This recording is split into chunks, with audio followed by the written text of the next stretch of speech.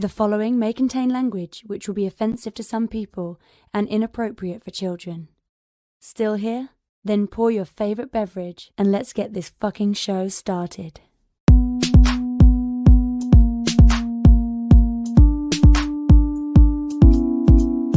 Fantastic Forum, assemble. You are watching Fantastic Forum, the preview show about comic books and your live weekly conversation about entertainment and geek culture. We are the Fantastic Forum, coming to you live and direct from the Hall of F. Hope you're having a wonderful morning, afternoon, evening, or night, as the case may be, depending on where you are in the world. And if you're not, you should stick with us. We'll help you take it up a notch.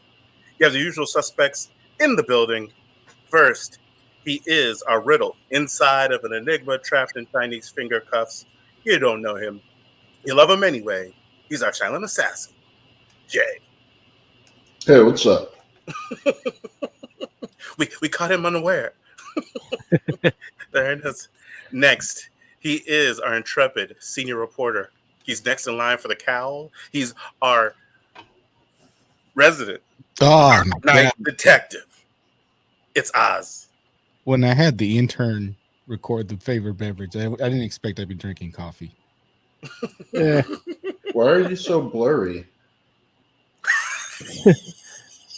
His focus ring. There you go. You're much better now. It picks up the art behind me sometimes. All right, It's okay. It's okay. I agree.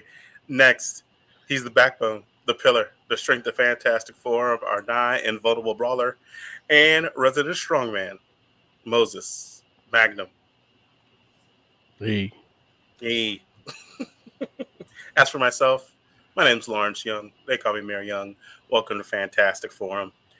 We got a great show for you today because we're going to be talking to you about all sorts of things, including the new Star Wars show, Obi-Wan Kenobi. We're going to be talking to you all about Unnatural Blue Bloods, #1. And we're going to be talking to you all about I Hate This Place, #1, along with whatever else it is that you good people want to talk about. So we got all that and more. But before we do that, we want to make sure that we thank Mr. Scott Rubin, because without him, show would not exist. So thank you, Scott Rubin. Hope you're doing well, good sir. Yeah, I guess we'll tell you how it is you can get down with Fantastic Forum. Now's the time. Here's how. Want to get in on the action? Call Fantastic Forum on Skype and join the fun. Too shy to call in? That's okay. You can join the Discord chat room available at fantasticforum.live. Join the party. You know you want to. Thank you, intern. We do appreciate you. If you want to get down with us on Skype, not Skype. If you want to get down with us on YouTube, whether that be chat, or if you want to get down with us on Twitch, you can do that there as well. Or you can go ahead and call in, like go to fantasticforum.live, like the intern said, and you can get in on the action. So let's do all that, do all the things, and let us know what it is you think of what we're saying here on Fantastic Forum, good or bad. That's how we do here. Okay, you're gonna be able to keep up with us, Jay? You gonna make it? Mm-hmm. I believe it. Jay was like, "Wait, the show's happening?" Then he's like, "Man, I sure am tired." Right, there it is. You got to take a page out of Oz's book. And speaking of which, good to have you with us, Oz. It feels like it's been a while. Yeah. It has been a while. Oh my God, allergies, coffee. What are we talking about? Yeah, well, a number of things. Get off my blurry face.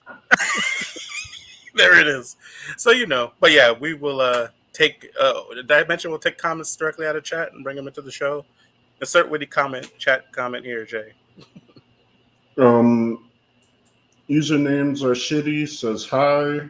That's a witty chat name. Tiger Claw says, "What did you think of the teaser trailer for the Willow series?" I haven't seen it. Oh. I will tell you that as much as I enjoyed Willow, I don't like. I guess I need to see the teaser trailer because, you know, I know that we talked about the news of it. There's no part of me that's like, oh man, you know what we need more of? Willow. You know, I might feel different after I see the teaser. Oddly enough, George Lucas thought the same thing. Yeah, but you know, Disney bought Willow for like $12 billion. So No, they didn't. No, they didn't. I mean, they bought all of Lucasfilm, Right. but you know, Willow's part of it. They got to squeeze every last. They got to make that money back. And like, what about that Willow money though? Yeah. It's Like- like, yeah, look. The last thing we need is this society finding a new word for little people. You're gonna be yelling out peck at motherfuckers in the subway shootings and shit now. Damn. Also, I mean, how much longer could Warwick have? You know, He looks the same. Wow. He looks the same. Yeah, he Have you looks seen the that same, but he's 52. You know, Hey, yeah. Hey, 52 is not old. it is little people. Yeah, The little people, it's like he's like 12. Okay. But yeah, man. So It does You look know. good. I saw it and I was Uh-huh. like, I'm in. Like I got good. as excited. You know, filmmaking and cinematography and special effects have changed a lot. Yeah. And seeing Willow, you're essentially seeing the same thing, a new cast of characters Mhm. on a continuing adventure and journey. Mhm. Some familiar motifs done with these better special effects. Yeah. And it's like you see a brownie now, and it's like, wow, that looks good. Yeah, and not the food, the little people, you know, the littler people, and Right. the effect looks good. None of that She-Hulk shit there. Yeah, how's that for alliteration, Larry? I love it. I love it. So, you know, and yeah. So I haven't seen it, but I'm looking forward to it based on the fact that you seem excited about it, Moses. And have either of you seen it, Oz or Jay? I've Not seen the yet. trailer. Yeah, it looks good to you too, Oz. It looks okay. I was disappointed no Mad Mardigan. Oh, he's in in the- it. I know he's in it. Yeah, He wasn't in the trailer. look, And it's rough because Val Kilmer is not, yeah, you know, Mad Mardigan didn't age well. yeah. Like- It's so funny because Like, he might go before Warwick. Look, Val Kilmer. I mean, you guys seen how the Leave It to Beaver guy aged, right? I don't know which I know guy's the Ozzy, lead. The kid. Yeah, I Oh, do because yeah. he was on Married with Children. exactly. And Yeah. remember how he aged weird to that age? Like, I feel like Val Kilmer might as well been one of those child actors because he just looks disastrous. Supposedly, And I he hate was- saying that because I love that. I love everything he was in. Yeah. Supposedly he was good in Top Gun. Oh, he was in that? They did something, and Was he topless playing volleyball in the way he looks now? No, I mean, I remember the story because I remember there was something about they had to use some sort of AI to do something with his voice. Oh, does his voice not sound good anymore? Oh, his voice now is like it's like he Yeah. went full Nick Nolte, man. Well, like, why even have the guy in the movie? Then they showed the photo of him in the preview, like in the trailer, and he looks weird in the trailer. Like in the photo of him looks like, wow, like what happened to Iceman? You know what I mean? So it's just kind of like, you know, if it's like, okay, is that hard? Like, why is this fool's regular performance have to have special effects? I think he actually has something with his throat, Yeah, I think that's some like kind not of full on the thing. We have to, you know, hold the thing, Yeah. forward, but close. No, but I guess what I'm saying is, so then he just doesn't need to be like, we don't have to have him in the movie, right? Like, I mean, you can't have a Top Gun without an Iceman. I don't know, man. Like, I feel like this is like a thing that we kind of need to let go. Like, it's weird how like it's always I been used weird to to me. I used How- to think you go ahead. can have it without the love interest, but she didn't come back. Well, listen. I mean, when you say the love interest, you're talking about the woman. Yeah, the original woman. Yeah, but listen, like Hollywood and America doesn't hold women in the same regard, despite that they should. Like, women. Think about it. Like, think about all those uh, Mission Impossible movies, and they always change the woman, but they always bring back the same guys. It's like it's crazy. Like it's insane because there've been like what 7 of them, and maybe like 5 women. They did bring back one. So it's like it's a weird thing. It's like, but I guess what I'm saying, you should get the Academy Award for any of those Mission Impossible movies. Academy Award. Yeah, I thought they kept the wife. No, He, am I wrong? The wife he does a comes good job. back. He does a good job acting like he likes women. Oh, jeez. See, listen. Why are we even talking about Tom Cruise's sexual preferences? How do Hey, we get there? Because he's a Scientologist. I'm saying we got to get away from this whole thing where it's like, oh well, whoever did it before, like in the same way where like, okay, like they recast Blade, right? And it's like, okay, they're like, okay, well, they're gonna recast Blade, but Wesley Snipes has to be in it. Why? Why does Wesley Snipes have to be in the new Blade? Like, not because it's not like I don't want. But that's different though. That's Wesley Snipes coming back to a movie where somebody else is playing his character. Now Val Kilmer coming and reprising his own character, that has also aged is a little different. No, but it's not, because you don't need Iceman in the Top Gun sequel. Like, he could be in it, but he doesn't have to be in it. And if it's complicated, then it's like, dude, then just like let's not have him in it. I say he has to be in Willow. Well, that could be different, because that feels like I guess, and maybe this is where I'm coming from. Like, some characters you have to have in a sequel, even though after a certain amount of time, I might be like, no, you don't. Like in regards to Top Gun, like as far as I'm concerned, they could have made an entire Top Gun movie and had none of the original cast in it. They could have made a new Top Gun movie with none of the original cast. Now, don't get me wrong, it's better with Tom Cruise. The argument that Independence Day would disagree with that statement. Oh man, listen, you're gonna pick the worst sequels? Like, it's like, yes, the worst because it didn't have any of the original cast in it. No, but it's not. Look, there's terrible sequels with all the original cast in it too. How come we don't talk about those? Oh, we talk about those. Okay, well then, so then the original cast has nothing to do with whether a movie's good or bad. There's no original cast. It's even worse. No, I disagree. Anybody actually see Top Gun out of us? I know Jay must have. Jay, you went to go see Top Gun, right? No, I went to go see Bob's Burgers. Oh, I'm not mad at that. Yeah, I'm not mad at that. How'd you like Bob's Burgers? Dude, it was funny. Dude, I hear it's really funny. It was really good. Yeah. And the choreography made me laugh. Like, I don't know what it is about it, but it just really made me laugh. I don't even know what you mean. Like, there's a dance number? There's like 3 dance numbers in it. It's a musical? No, all their episodes have a musical number in them. Like all the cartoons.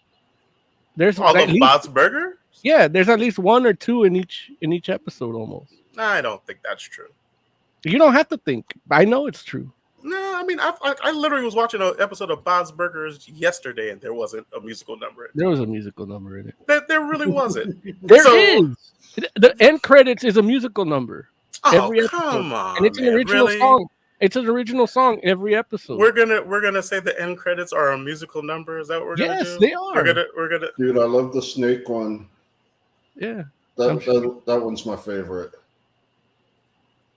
Okay, man. Choreography, got it. Yeah, so, I have to animate it. Songs in it. Huh? There are like 3 songs in it, and the choreography is great. Like, it's so funny. The episode I was watching was I feel like that's one of the earlier ones where he makes the meat saya burger.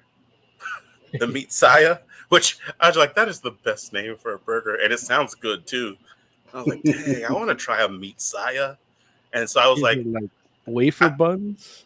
No, it's basically like they call it the meat saya because it's like all of this like really hard to prepare meat stuff put together. It's like if I'm remembering right, it's a a beef tartare center with like a oh man, I don't remember if it's a I can't remember what the burger is that's around the It sounds like you're just describing an undercooked burger. no, it's not. See, but that's the thing. That's what makes it the meat saya, because no, But it's you know he doesn't explain things right. it's Right, beef because tartare. is just raw. Well, yeah, but not if you. It's not just raw. Like It- there's a difference between beef tartare. Like beef tartare is raw, but I would assume raw hamburger meat and tartare. beef tartare are two different things. So it's beef tartare in the center of I can't remember what the burger is that's around it, and then around that is it's a like a beef Wellington.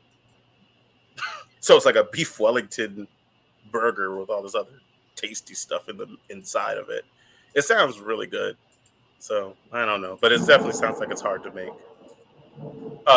Forgive that noise. There's a thunderstorm here. So yeah, I thought we barely heard it. Oh, okay, cool. Oh, well, listen, it sounds like the sky's cracking open here, so I'm glad that you all can barely hear it. So that's good. That's good. But anyway, I am looking forward to seeing that movie. Both of them, actually. I want to see Top Gun, and I want to see. Tire Claw is talking about how they use real jets for Top Gun because of our amazing technology. But wasn't the original one like actual footage too? I don't know. Like, I thought that was the thing. It was actual footage. Because It's- plot wise, it's yeah. Yeah, like who cares? Yeah, but for the time to have actual jet fighter footage, and it's around the time of the be all you can be and the real push for the military. Mm-hmm. And then Tom Cruise is actually flying those jets. And the AIDS epidemic. Wait, what? That's what was happening around that time too. That's the volleyball scene. What's that have to do with the movie? Well, Top Gun is about Tom Cruise's character fighting his own homosexual urges. Well, think about it. He goes to a date with the chick. They have mimosas and champagne and fucking water fresh sandwiches. They have a tea party. He leaves. No. He leaves, and then when he realizes he really wants her is when the next day when she's dressed like a dude. Tom Cruise is a very litigious man. I would like to point out that no, that's the movie. That's not him. That's the script. That's not he didn't write the script. Okay, no, I see your point. You're right. No, you're right. That's the writers of the original Top Gun. Yeah, and Tony Scott can't sue me. He's dead. We should move on to our topics. Yes, I think you're right. Like, what do you all want to talk about first? You all want to talk Let's start with Obi-Wan. Let's do it. Let's do some TV stuff.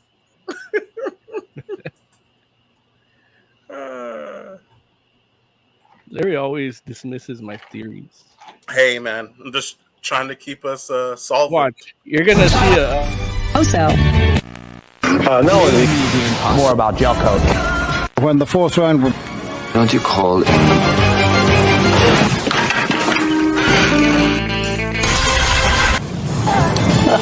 does it look good already? Jumbo Scampi for limited. All right. I was legitimately trying to. I should submit that to spit CBO. take. I hope that didn't look disgusting on camera. Fortunately, I'm blurry. So. Well, that was clear. Yeah, it would be. Yeah. Oh my god, it went in my nose. Oh, geez. 18 minutes in, huh?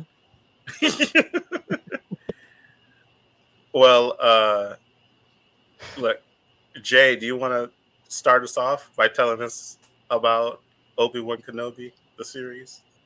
Sure. Obi-Wan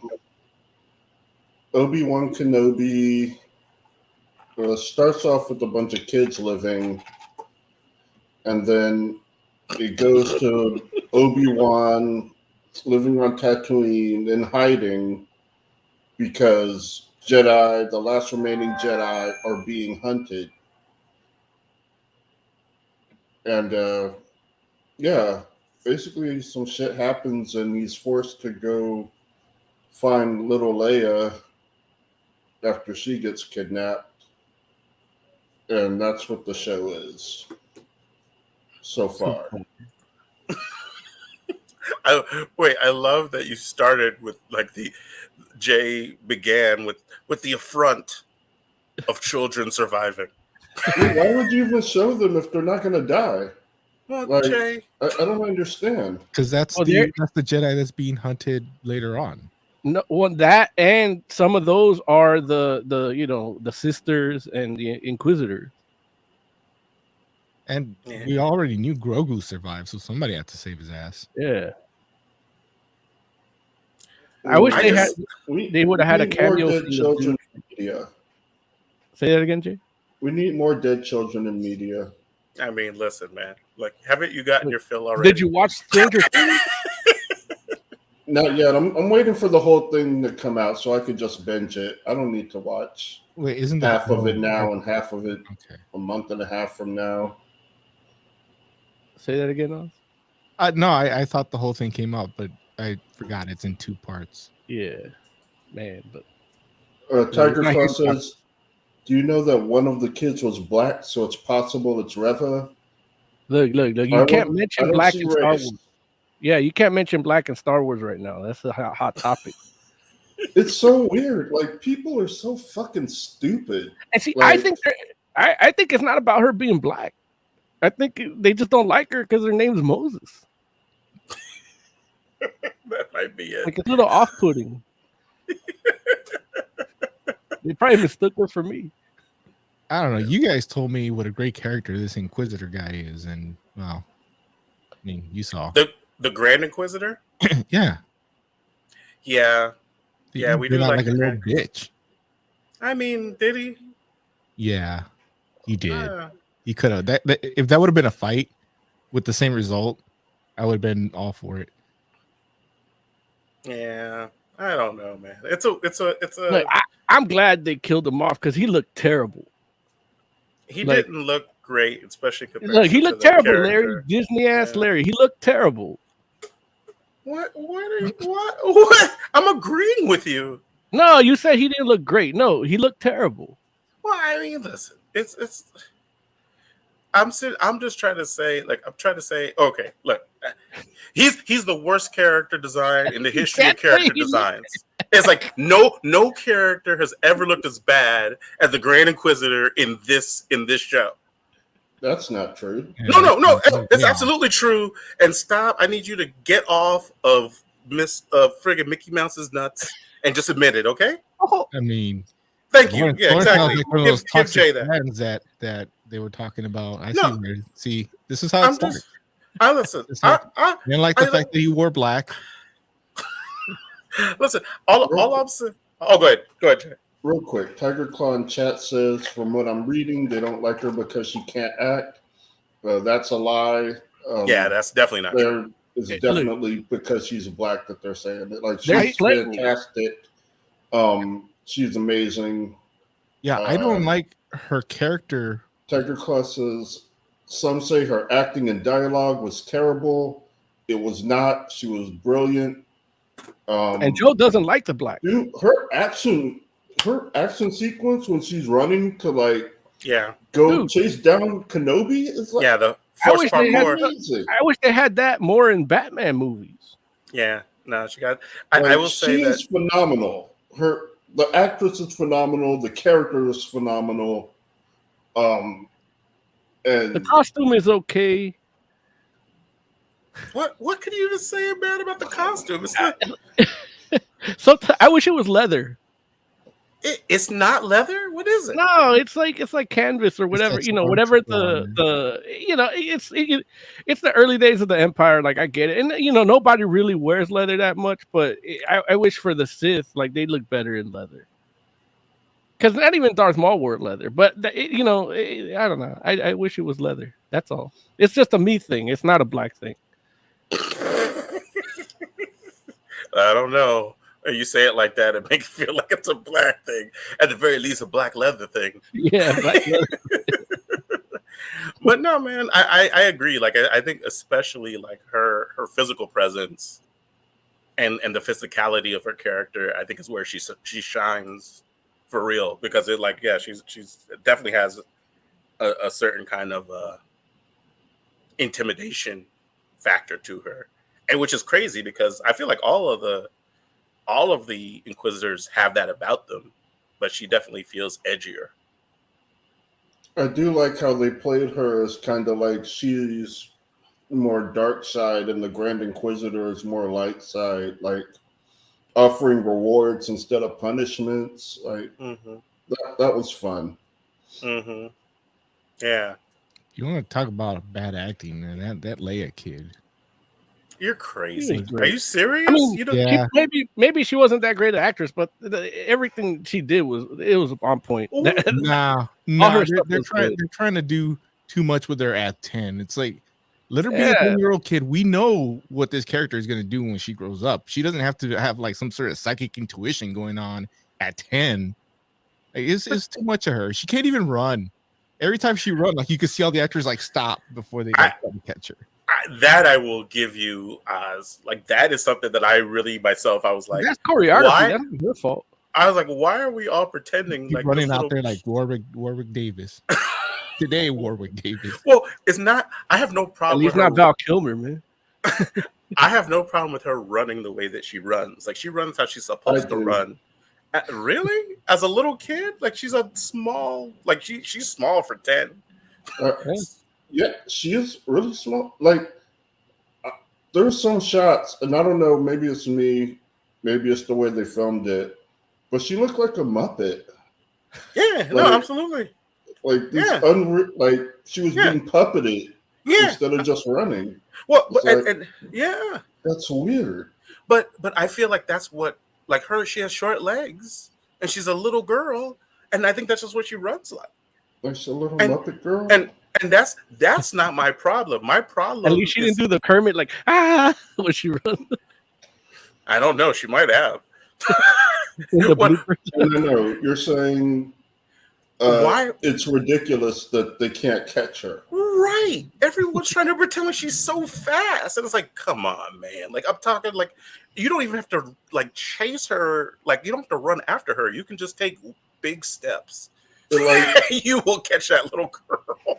The main thing is they had her surrounded. Like there was 3 of them and they were closing in on her. And she just ran away.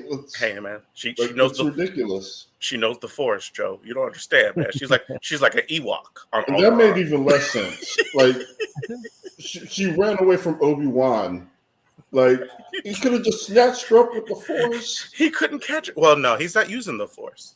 Yeah, he's so suppressed it. Well, no, he's not. He's trying not to. Him. Yeah, right, exactly. For like that is the whole point. That's why he struggled so much to catch her because he hasn't used it in so long. Well, that's not why he struggled. He struggled because the script needed him to struggle.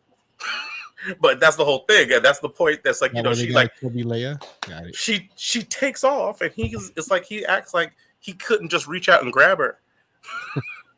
And he's like, "Oh no!" And I was like, "Obi-Wan, what is wrong with you? Like, stop this!" And it's not that like all you have to do is figure out a way for her to like distract him or something, so she could run and he doesn't know or something like that. But that's okay. Like, there's nothing wrong with her sneaking off. Like, she's a smart little girl. Like, I believe it, and I'm not looking for something convoluted, mind you. I'm just saying, like, what's not going to work is she was just so fast.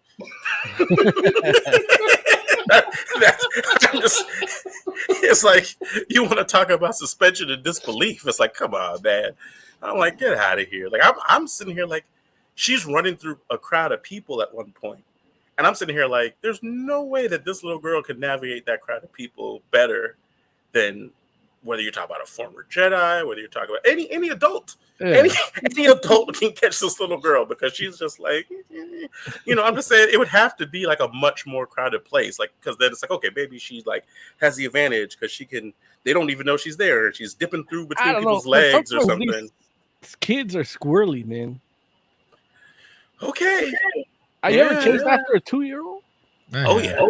Yeah. Sometimes, they might be using the Force. Nah, the problem is the problem is these people acting like they can't get her. Like that's bad on their performance because you got to work with this kid that's running like this. You got to make it You got to do whatever it takes. Oh, I tripped on something, or some shit. Right. Something. But Home Alone did it. Yeah, that's all there is to it. So that's probably the only part of the whole thing where I was just like, what is happening right now? Like, why? Like, and Jay hit the nail on the head. It's like there's a point where it's like three of these dudes or three bad guys trying to catch her, and I get it. Like one is Flea, and Flea's kind of like the boss. So Flea's like, hey, I told y'all to get her, so I don't have to go get her. Like, Flea's not. Is that Flea? Yeah. I don't know what that dude looks like. Oh man, like I've seen him before, but I just always, I don't know. I always forget that's him. Yeah, that's because he's a good actor too, on top of a good basis. Flea, and I showed his junk at Woodstock. Yeah, they all did. I just remember him because he was doing the cartwheels. It was the more impressive one. I mean, because showing off your penis isn't enough, you got to do a cartwheel too. Look at me! Yeah, it's like everybody's. You call it cartwheel. I call it that wheel from was it Wheel of Time? No, the Price is Right, where you have to pull that big lever thing up because of his cock. The big wheel. That's hilarious. In case you didn't get it because of his cock. Right. It's Thanks, always Mom. $1. So I will say the little girl's acting was fine. No, she's phenomenal. I don't even understand how you could dislike her performance. It's like if you're saying the character's doing too much, I can respect that a little bit more. It might have been the writing. It might have been the lines that they gave her. Like the whole scene with her cousin. Don't need all that. You didn't like that scene? No. But they kind of. I understand the putting the kid in his place. That's fine. It's just not from little 10-year-old Leia, who doesn't even look 10. She looks like 5. Yeah, no, she's really small. Like Luke looked like he's probably like 15. Yeah, he had calluses on his hand already. You all are crazy, man. Luke doesn't look no 15. Y'all don't even get a good look at Luke. You saw Luke from a distance. What are you all talking about? I saw him run. And he was straddling that house. Like, are you sure he wasn't a giant? Right. The little sand igloo. Yeah. Word. Yeah. So how did you all feel about like how this series has? Well, first of all, I guess the main thing I want to ask you all is how do you feel about this particular take on Obi-Wan Kenobi and like this point in his life? How do you feel about it, Moses? So far, so good. I was expecting something a little like I really enjoyed it. Let's get that shit out of the way here. So I was expecting something not as good, and I got this, and this should have been, instead of doing these other trilogy movies, this should have been like the whole trilogy in itself, the Obi-Wan story that happens in between, kind of like the Rogue One, and because the quality is already better than the Force Awakens in terms of story and flow, and even the episodes are I think they're half hour, but they fill them in. So if you get a 2-3 hour movie, they're more. Yeah, I think they might be like 44 minutes. Yeah. Okay, yeah. So so 2 episodes is a good movie, and then you do a little time jump, which I'm not a fan of, but for this purpose I'll allow it. And then let's say the series of 6 episodes, that could have been that little trilogy, a little ancillary Star Wars story like Rogue One or Solo. But the way they're executing it here is I like it. Some of the things that they talk about, especially when it comes to dealing with Leia, like it's kind of like foreshadowing something that I think is lost to the books because these movies showed that they didn't happen that way. So like, why the fuck would you even put that line in there? Like I was mad at one point. I don't remember the exact line, but Joe probably caught that when it happened. It's like they can't mean that, right? What does it mean if it doesn't mean that? So there's a couple of those moments in it, but I gotta let go of those books because look, it's not like I was reading them. I don't read books, I get mad when the captions come off because I don't want to read. I want to watch. I just What put the about volume up real loud. what about you, Oz? How did you feel about Obi-Wan's portrayal? The actor obviously is fine. It's not his first go around at Obi-Wan. It's All better right. than like the Phantom Menace and all those movies. It is a point, a time in his life that I was interested in. It's Mhm. just it's kind of boring. Mm. Just Okay. didn't really enjoy. Like, I'm not gonna say I didn't like it or I hated it. I don't get excited about it as The Mandalorian or one of the other shows that are way better. Yeah, Mm. but it's Uh, better than Halo. you think those are better than this? Mandalorian is Book of Boba Fett is gets better when it becomes the Mandalorian again. It's always the Mandalorian. It's just, instead of giving you a Mandalorian season with 3 episodes that you would hate, they just gave you a Boba Fett with 4 episodes you love. By the way, was that the homeless stormtrooper? Was that Boba Fett? Yeah, that was it. Mhm. Yeah. Yeah, it's tough because all the stuff they put on him. But I was like, oh, I know he Mhm. sounded like him. I just wasn't sure. Yeah. No, that was him. Yeah, What that about was- you, Jay? that was the Oh, go best- ahead. That was the best scene in the whole thing. And just real quick, Oz, you're how many? 2 episodes or 3 episodes in? 2. The third one just came out today, right? Right. Yeah, I'll watch that after the show. But Okay. Okay. Cool. I haven't Jay. watched Oh, you haven't watched it yet either. Okay, that's fair. it. It's Wednesday. I don't watch TV on Wednesdays. does it That's get fair. better? Is this another one of those third episode that comes around? I think Because I think it's you- been a trend lately, and it's pissing me Ye- off. no. I mean, I think that you all will really enjoy the 3rd episode. Yeah, Jay, have you seen the 3rd episode? No, I Okay, went to play Star Wars instead. that's fair. No, look, can't be mad at that. But Jay, how'd you feel about Obi-Wan's portrayal in the show so far? It's all right. Like, yeah, it's all right. Tell us how you really feel, Jay. Yeah, man, I'm not, Need you to like, relax a little bit. Calm down. Calm down. I know they're trying to build up to something,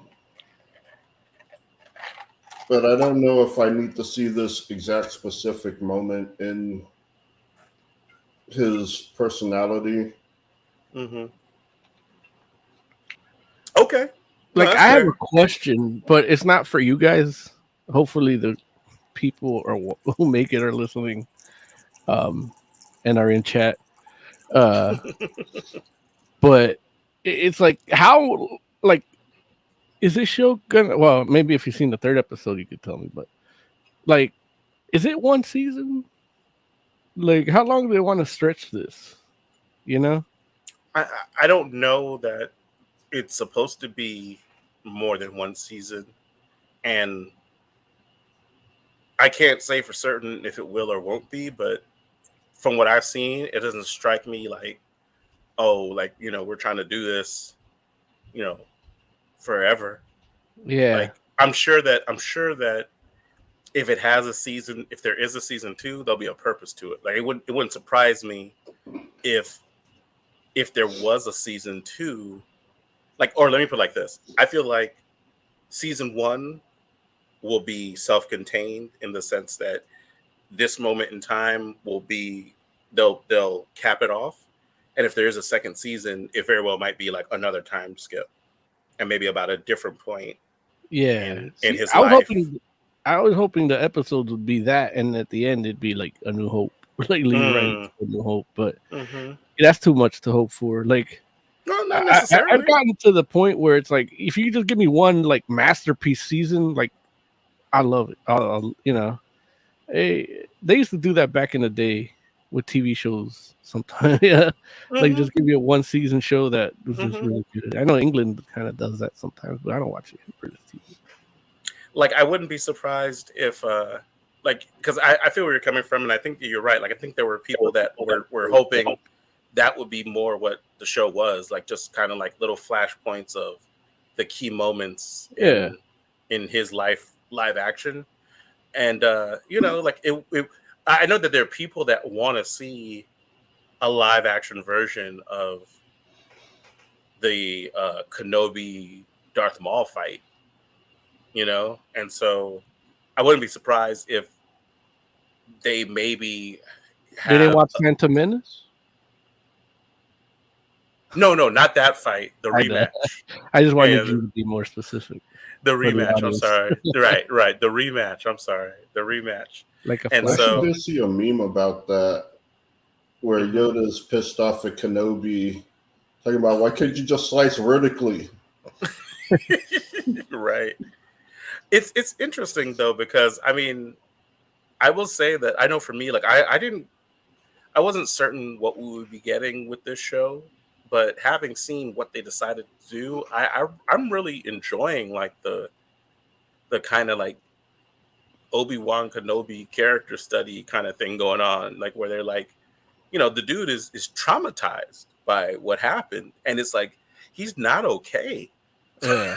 And that's really interesting, just because, you know, we're so used to seeing together Obi-Wan Kenobi, because Yeah. that's pretty much what he was in the beginning, and yeah, like in the prequels, by the time you get to the end, he's distraught, but he's not like falling apart or anything. He's just like, man, like this, it sucked that I had to do this thing to my guy, you know.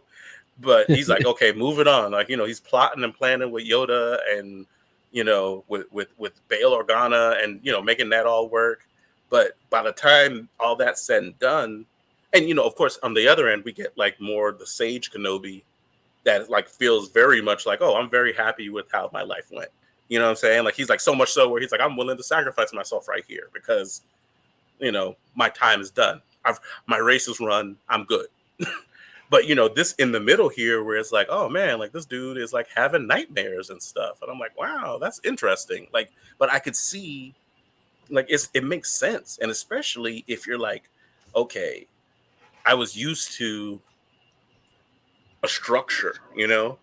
Like I used to live my life in a particular way with a whole group of people, and we all lived our lives like this, and we like meditated, and we practiced, and we did all this thing, and now it's like I have my routines, but it's not like I'm, you know, out here like living what I think of as like my best life, and I'm messed up right now. Like I don't feel good about where I'm at. And I'm like, man, that's kind of wild, man. But it was good. Like you and McGregor does a fantastic job with that. Nobody noticed dude was stealing food every day. Yeah. I mean, I don't know if they noticed, but at the same time, he was slick about it, kind of. He You know, wasn't slick. He was like in the open. his Dude is shorting his workers by 50%, but he's gonna let homeboy take a chunk of meat every day. well, when you think about it, though, it's not. He's literally doing what he's supposed to be doing. Like his job is to cut meat, and so he was cutting meat at the end. And if they don't happen to see that he rolls it up in a piece of rags or whatever, then it's like, you know, I feel they're all cutting that meat into giant squares, and to suddenly get this little sliver. It's just yeah. But it is funny though, because I did think about that too. Where I'm like, man, this fool probably like, you know, after a few weeks, that's like a whole one of those roasts, right? yeah. I thought he was using the force or something at that point until I realized, well, he's not using it at all. Right. And hadn't been using it. Yeah. Which would have made sense. Like, yeah, well, I mean, they saw me, but I did a mental illusion. I entered their brain. Right. No, man, and that's the other part of it that's a interesting thing too, where, you know, looking at what Obi-Wan Kenobi is like when he cuts himself off from the Force is interesting. Just the fact that he's like all about, like he's completely reliant on his like physical attributes, his physical skills. He's using a blaster, which is like a very or feels very much like a he punches the dude and it's like, that hurt. right. But you know, but he cut himself. I'm pretty sure that's why that happens. Like because he punched a Zabrak. So, I don't understand why he's carrying around a lightsaber if he ain't gonna use it. Just in case. It could identify him as a Jedi. Better to have it and not need it than to need it and not have it. I mean, he needed it though. I mean, yeah, he didn't really need it. But did he though? Yeah, exactly. I guess not. Like, but it's weird that it's I would wild think he seeing would him conceal it better. maybe put it in the Maybe back. tape it to his leg. Yeah, you gotta tape it to your Inner thigh, so that maybe that's why they let him take the piece of meat, because they see that thing in between his legs. But though, I will say this too. The other part of it is like, we think of Jedi as very recognizable, but in the Star Wars universe, like the Jedi aren't really, as recognizable. Like most people haven't ever Especially seen in the or met outer a rim, Jedi. they've only heard. They don't even really believe they exist sometimes, depending on who you're talking to. Right. So like I know that that was like some people are like, well, why does he have the Jedi robes on? And it's like, well, like most people don't necessarily know what a Jedi looks like on sight. What did Hex say? We said Obi-Wan be packing. Word. Obi-Wan doesn't be packing. Do people really not know a Jedi? It's only 10 years from when. No, but the thing is, they only help the rich people on Coruscant. That's the whole reason why the Empire was able to gain influence. I'm not gonna say that they only help the rich people on Coruscant. No, but what I will say is they kept order for them. Like whatever property they owned, they policed for them. No, the galaxy is a big place, and there's only a handful of Jedi. So while people have heard of them, not everyone has seen one, so they don't know what they look like. There was more than a handful of Jedi 10 years before this show. How at their height, how many Jedi do you think there were? What's the most? Give me the number. I want to say in the thousands. Nah. Okay, so let's say there's like 5,000 Jedi, right? How many people are there in the galaxy in the Star Wars universe? I mean, look, like 5,003. If you want to do that kind of math, I mean, I can say there's 7 billion people on this planet. It's probably 8 now, and 1 Johnny Depp. I mean, y'all know Johnny Depp, right? Yeah, but Johnny Depp lives on the planet with us. Well, the Jedi live in the universe with them. No, but I mean, that's the whole point. Is like when they went and talked to what was does it look like people on Tatooine have fucking internet on? They don't even have fucking water. It's like you don't like the Jedi. The Jedi aren't celebrities. Like the people know they exist, and nobody shit in their bed. Like the time when people might know them the most might have been during the Clone Wars, because they know that they're Jedi fighting in a war. Yeah. But they don't know necessarily like, okay, oh, that's that particular Jedi. The ones that become the most famous probably are like your Obi-Wans and your Anakin Skywalkers. But even then, it's like, they like there's a lot about the Outer Rim. It's very like, I mean, there's parts of this country where people don't know who Johnny Depp is. That's true. But still, I'm just saying that more than anything, it's like it's not even about like you don't even have to go as far as the Outer Rim. It's just like there's too many people and not enough Jedi. When they were in that city. In which city? In the where Leia was running around. I don't know if that's an Outer Rim world. Yeah, I know that's a new that's world. A giant city. Looks like to me. Yeah. I mean, it's not opulent. Yeah, I don't think it's Outer Rim. I mean, it's Blade Runner. They crossed the universe into Blade Runner. Yeah, so but I don't think that a lot of people have firsthand knowledge of what a Jedi looks like. You're saying a lot of people wouldn't recognize a Jedi, but a lot of people recognize dude from a 20-year-old photo with his face covered, and he sure got recognized pretty quick. Everybody was shooting at him. Yeah, because they had internet. But they're looking for the guy on the planet right there. Like, it's not looking like, oh, we're looking for a Jedi. They're looking for the picture, and they're like, we're looking for a guy that looks like this. Here's how to prove that people don't know what a Jedi looks like or even does. Like, this dude literally grifted people saying he was a Jedi. That did happen, which is kind of funny. Like, it's interesting. I liked him. Yeah. Fun. Yeah. Yeah, and so and I think that that's why you can also like carry a lightsaber, because it's like not everybody knows what that is. Like they've heard of them, but they don't know necessarily what they look like, right? They're like, when the laser sword comes up, then yeah, that's when everybody's like, oh, that's a Jedi, which we see that all the time, where people don't even get recognized as Jedis until they pull out a lightsaber, and then they're like, oh, or that's why everybody's like, when somebody pulls out a lightsaber, oh, are you a Jedi? They like, we've seen. I just think if you can recognize an Inquisitor, you can recognize a Jedi, because you know what they're looking for. Oh, Inquisitor has a badge representing the government that's keeping you down right now. I mean, hey, that's a fair point, because there are less Inquisitors than there are Jedi. Or at least there are less Inquisitors now than there were Jedi 10 years ago.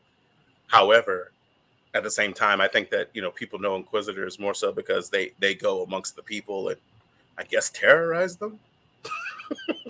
But they have they have the insignia, the Empire insignia. Mm-hmm. Plus, I mean, also too, people know Vader, right? And so when you know Vader, you start learning Vader's people, so that you don't get on Vader's bad side. But yeah, it's interesting. I feel like I feel like the show does enough to like kind of enhance the lore and enhance your I won't say understanding, but maybe like it makes you look at some of the things we've seen, whether you're talking about things from the prequels or from the original trilogy, a little bit different. And that's a cool thing. Like even it's like small stuff, like how Obi-Wan tried to give Luke the toy, and it's like we've seen that Luke play with that toy, but we didn't know Obi-Wan gave it to him. And that's like a whole origins of the toy. I knew it. It's so funny because I sure didn't think of it like that, but that is exactly what it is. The origin of Luke's toy. because you wanted to know, right? Because you demanded it. It's like, where did he get that toy from? I want to see a scene where he's practicing that weird walk he does in The New Hope, like to scare off the Tusken Raider. Oh, that's funny. That would be funny. So, okay, well, listen. What else would you all like to talk about and mention in regards to Obi-Wan Kenobi? I really kind of did want to. I know Joe was gonna comment on the Moses Ingram stuff, and I cut him off. But I did want to continue a little of that discussion because it's really fucking stupid and it's fucked up. I agree with you 100%. Like, I will tell you, man, I'm just kind of tired of it. Like, and I'm not saying like the discussion. I'm more so tired of and disappointed in the segments of the fandom that continue to do this. Like, whether it be for Star Wars or Lord of the Rings or Star Trek or whatever. Think they're the fans though, like they're actually Star Wars fans. I think some of them are. Yeah, I do. I mean, don't get me wrong. there's definitely like some sort of culture war kind of element to it in that sector. Like, Yeah. So I can give you that. Like, I'm sure that there's some people that are like more touristy that they just want to incite. But I wouldn't be the one to be like, oh no, it's not actual fans. Like, I think some of them are actual fans that are, like, as many people are fans of Star Wars, right? Because there's a lot of us. Yeah. Why wouldn't some of them be racist? I don't know. I mean, I guess you're right. There's no good reason to believe that some of them wouldn't be racist. Yeah. So, and it's like, and I mean, I'm telling you, I've seen people like on my, like, that very disappointed on my own Facebook feed that mess around and like talked about Moses Ingram and about like her being like a diversity hire. And it's like, wow. That's the weird thing about it. Like, let's say you do feel that way. Her character is a villain and a bad person. Mm-hmm. Like, it's not, Yeah, but you know, racist, and I'm assuming they're white. They could be Polynesian. I don't know, but you know, they don't care about if a white person is shown under a bad light. You know? They're like, oh, I'm glad they didn't make that villain a white guy. You know, like they're proud of it. Yeah. Yeah, no, they don't care. No, I agree with you on that. But I mean, more so than anything, it's just the idea of making it seem like, which is a crazy thing all in of itself, like to even act as though, like, I don't have a problem with somebody disliking her performance. Right. Like, if you just don't like the performance, hey, I mean, it's a subjective thing. You cannot like it. That's more than okay. But to make it seem as if she wasn't qualified to play the role, and they just hired her. Just don't say play the role. Like, keep it at base level. To play pretend for a living. Well, that's I mean, that's how worthless and how hate-filled your life is, that you're angry at somebody that plays pretend for a living that has no bearing on how you shit, sleep, eat, fuck, come, or what's the other one? I think that's it in your life. Like, no bearing, and you're that angry that you gotta get into those DMs and say death threats and shit like that. Like, you know what, it's man? really sad. Yeah, it's like I'm glad that you know, some of the things they were saying, I'm like, man, it's like, oh, you're saying this about me, man. Can't imagine what your mom said about you when she picked you up out of the toilet after she birthed you. I'm glad she didn't flush. Yeah, but you know, they didn't. I don't know, man. Those hate mails, I'd be too busy responding to them.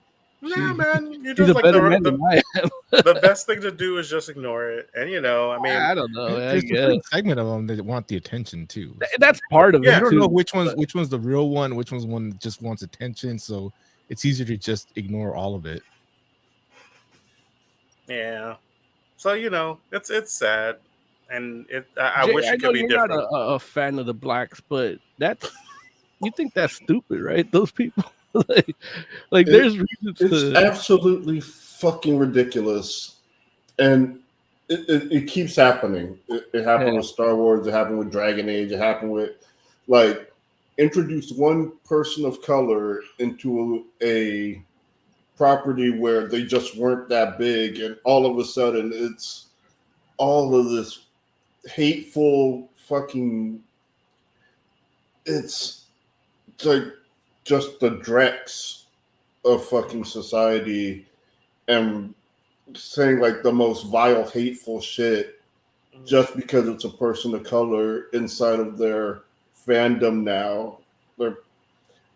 It's like, Jesus Christ, it's disappointing. I mean, Descent Jackson did all this crap. No, and that's one of my big arguments that I was having with Emily. And by argument, it means she's telling me the news story, and I'm just yelling what I think about it. I thought she was typing out the next tweet. Yeah, but she goes, I go, it's really, I think a lot of it is because she's a woman. Oh yeah, absolutely. They didn't tell Lando this. You know, nobody ever said this shit about Lando. I know racist people that love Lando. Oh yeah, you know? absolutely. And Mace Windu, like, you know, like, so it's part of the woman thing is a big thing. Like, everybody focuses on the black thing, but the woman, like, some people feel like they get some kind of, I don't know, their little dick gets hard when they could say some of these shit to a woman, you know. But and I think it has to do with her being a black woman specifically. Like, because that's the, you know. Oh yeah. That's kind of what I meant. Up. But but no, you're right. Like, it's crazy, and I feel sad that she has to go through it, and you know, it's such a great character. Like, I'm watching her and I'm thinking about, like, Boba Fett got, you know, popular, but what did he actually do in his movies, that in the original movies? It's like, this chick is out there hunting Obi-Wan with the Force. It's like, she just being an actual badass. Yeah. And people are like, oh, she's black. We don't want black people in our Star Wars. It's like, get the fuck out of here. Like, it's I would not mind if all of those people just left, like the fandom. Like, okay, there's a black person. Now you should just avoid Star Wars and just get the fuck out of my fandom. Like, if you don't want to be here, like, just get the fuck out. Yeah. One thing I will say is I'm sure Disney is a big company and they wouldn't be embracing, social change and diversity in their media, its place in their medium of entertainment, if they didn't have any sort of data that confirmed that it helps them make money while they're progressing the way that art looks on screen, Mm-hmm. So it's definitely like it's a loud vocal minority, I think. Well, I assume, but who knows? Yeah. Maybe I'm wrong. I was about to head out, but then Jay was telling those people to get out, and I didn't want to. It's not you, Oz. We know 5 minutes late. Yeah, the time I was gonna leave, but we're sorry, buddy. But no, we know you're with us, Oz. It would have been hilarious if you would have just left. I know, but you explaining it, I think it's funny. There's that moment of just, like, my head just kind of like fighting itself. You made the right call, Oz. I'm glad you're still here, buddy. All right, man. Hey, thank you, Oz, for hanging out with us. We'll see you next week. Yep. No, you won't. Could you imagine? We'd be like, dang, Oz picked a side. Oz is like, F y'all. We said left the fandom, not the show, Oz. We'd love to hear a racist piece of shit. Oz messed around and start his own show, Fascist Forum. Heck says happy Pride, Oz. That's hilarious. That would have been funny, man, if Oz just dipped out. Like, whoa. Joe's like, get out of my fandom. Oz is like, goodbye.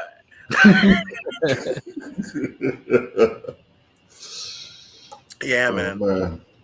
Okay, so I mean, should we go ahead and rate Obi-Wan Kenobi episode 1 and 2, or the premiere, however you want to say it?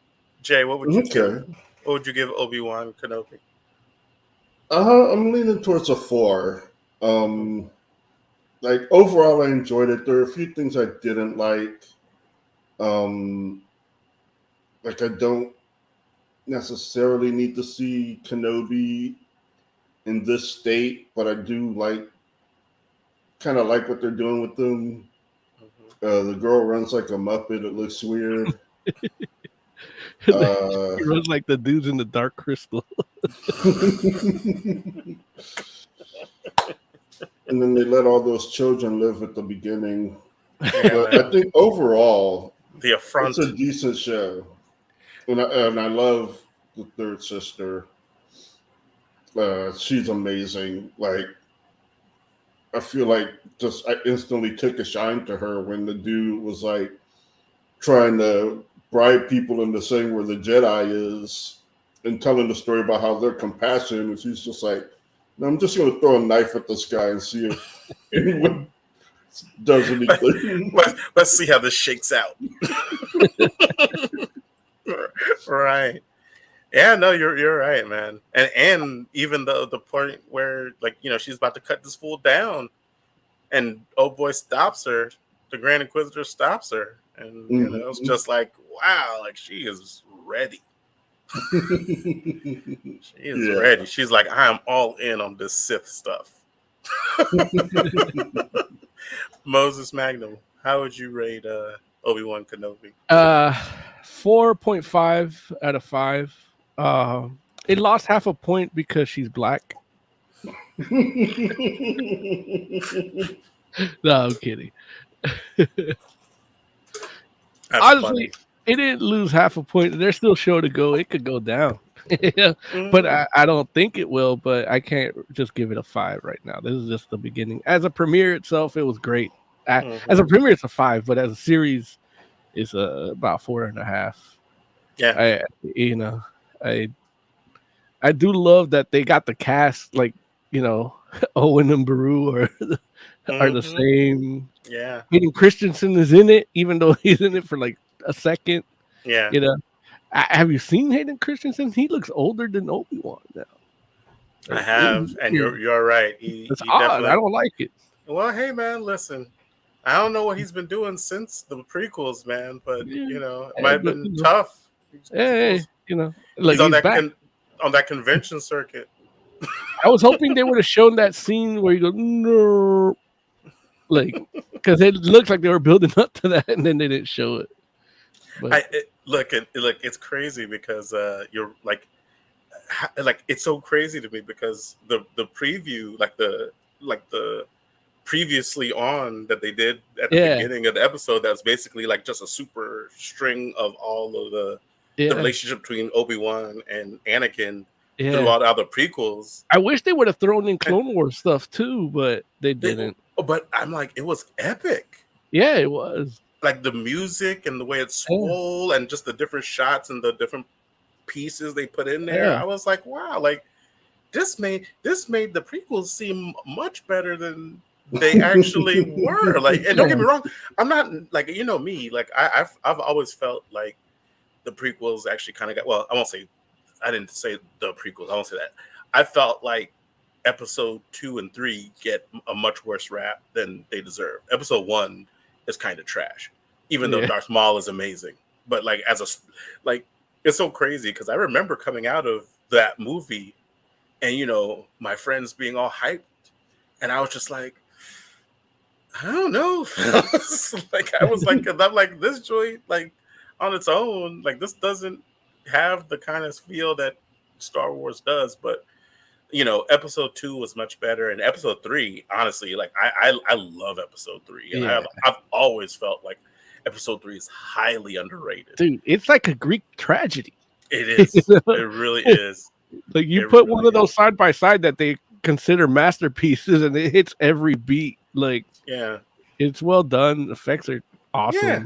And it's like you get past all of that, like crazy kind of like weird Anakin stuff. Like the weird Anakin stuff you kind of leave for the most part in episode 2.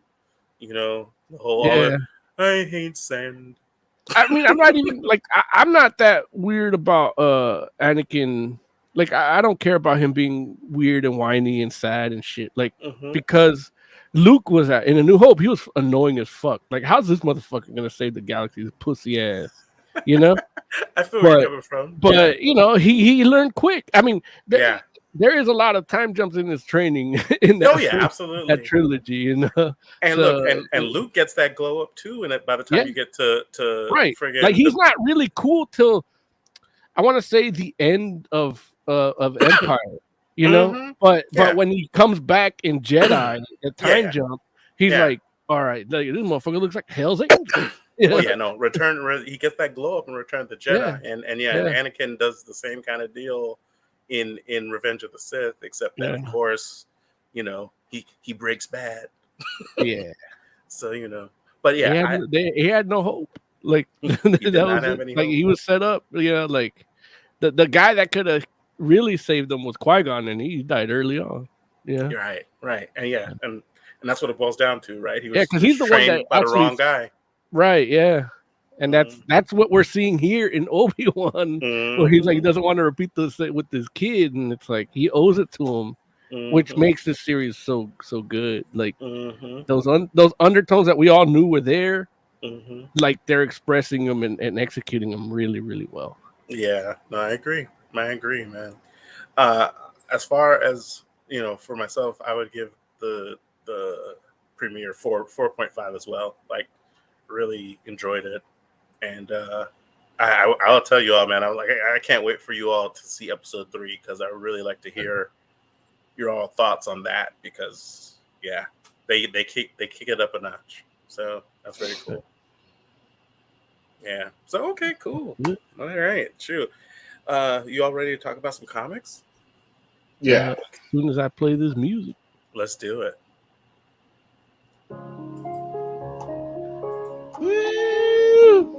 Comic book review. Comic book review. Well, not like that, but like.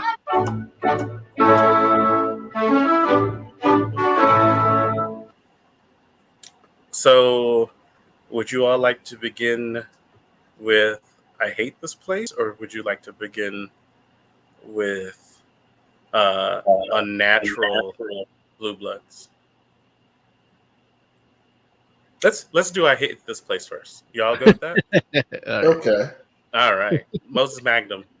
Let's talk about "I Hate This Place." What is that? What is this book? Is two buff girls get stranded and inherit a farm. I was hoping you went to me for this. Let's just get that out the way, right? I hear you. No. These two ladies, they're together, and they one of them inherits a farm. Damn, I knocked Larry out. Inherit a farm, and this farm is actually a hub for a lot of this strange paranormal horror type activity, and they're thinking they're just gonna live there, raise some cattle, sell it after a year or two, and have good money to really start their lives together as a couple with some financial backing. It starts off with a weird MacGuffin of some kind of like like a standard horror show where you see an expression of the threat in the area from these bad people that you don't really care about dying. And then it plays into that. So almost like a TV show, like a horror TV show, Monster of the Week type show. It kind of starts like that. But then you get into the meat of this, which is these ladies moving in, and and first night in, it starts getting real weird. And when talk about a hub for all this weird horror shit, they show you all the weird horror shit at once in like 1 or 2 pages. So that gets right out the way. Just like I said, the buff girl, right out the way, and and then they find out about the house and why they have it, how they have it, why they cannot leave now, and that's and that's wherein really lies the story. So it basically, that's the to be continued. It's they're gonna have to stay somewhere, somehow, some way or another. They have to survive. They get the plan. They get their set of rules on how to like basically survive there throughout all this weird shit that happens. Yeah. Should mention it. Oh, go ahead, Jay. I was gonna say one of the things too is that they don't have a lot of money. Yeah. So they're basically forced to stay here. Like they don't have any money to be anywhere else. Well, listen, let's keep it real. They're not forced to stay. They chose to stay. Like, and you're right. They don't have money to go anywhere else, but that's not the same as we had to stay, because you got a black woman and a white woman, and the black woman didn't even have any discussion. She just started packing the stuff. after they saw all the things, she just started packing stuff. Like, what? The other girl's like, "Hey, what are you doing?" she's like, I'm packing our stuff so we can go. Which, yeah, that's what you do, right? And don't get me wrong, they very well may not be able to leave. However, no one has tested that premise as of yet. You know what I'm saying? The people from before, they said you can leave, but it follows you. Yeah. Oh, okay. Well, hey. Yeah. You're right. Somewhere or another, it follows you and it won't let you have peace till you come back. Yeah. So they messed around, and Home Chick was like, I'm packing our stuff so we can go. And she's like, we don't have no money. Where are we gonna go? And it's like, man, does it matter where we go as long as it's not here? But hey, I'm not saying it's not true that if we leave, they're gonna follow us and it's gonna be worse. I'm not saying that that's not true. What I'm saying is we should find out for ourselves. Why are we taking the videotape word for it? You know what I'm saying? That's her Like, grandmother, right? Her great grandmother or aunt? it's her aunt, I think. Yeah, I think it's her aunt. Yeah, man, Dude, I it's love crazy. they have like the entire collection of Facts of Life Yeah, on VHS. and I love that's what they watch too. Right. So insane. I remember their Halloween episode scared the shit out of me when I was a little kid. When the prissy Why? girl woke, I don't know, when the prissy girl woke up from her little coma with her eyes all fucked up, I was like, oh shit. I busted a Larry and shit myself. I don't even remember. Like, why was somebody in a coma? It was a Halloween special, like one of those out of continuity episodes where she like died or some shit. Okay. I love it. It's like it's a Halloween episode. That's why. Yeah. Makes sense. Makes sense. It's interesting because the opening of this book. Oh, and I should mention, I'm sitting here. I was about to say it beforehand, and then You were rudely interrupted. Let myself get derailed. It's written by Kyle Starks. The art is Artyom Toplin, and colors by Lee Lowridge, and letters by Pat Brousseau. So, just to give credit where credit's due, the beginning of this book gave me a very much like 100 Bullets kind of vibe. And I was like, oh, like, I went in cold. I didn't know what I was going to be reading. And so, like it initially started, and even the guy that initially like kind of gets out of this car like looks like a character from 100 Bullets. So I was like, oh, like, this dude has like a scar and has like gills on his face or something. You know what I'm saying? Like, I don't know what this deal was, but I'm like, that dude looks like 100 Bullets character. And the way that even went down felt like, some 100 Bullets type stuff. And then all of a sudden people start getting like eaten. And we're just like, oh, okay, well, yeah, well, here we go. And then that's when we cut to our main characters and them inheriting the farm and all this kind of stuff. So I don't know, man. It's a wild situation. Like, I don't like. I'm trying to like. I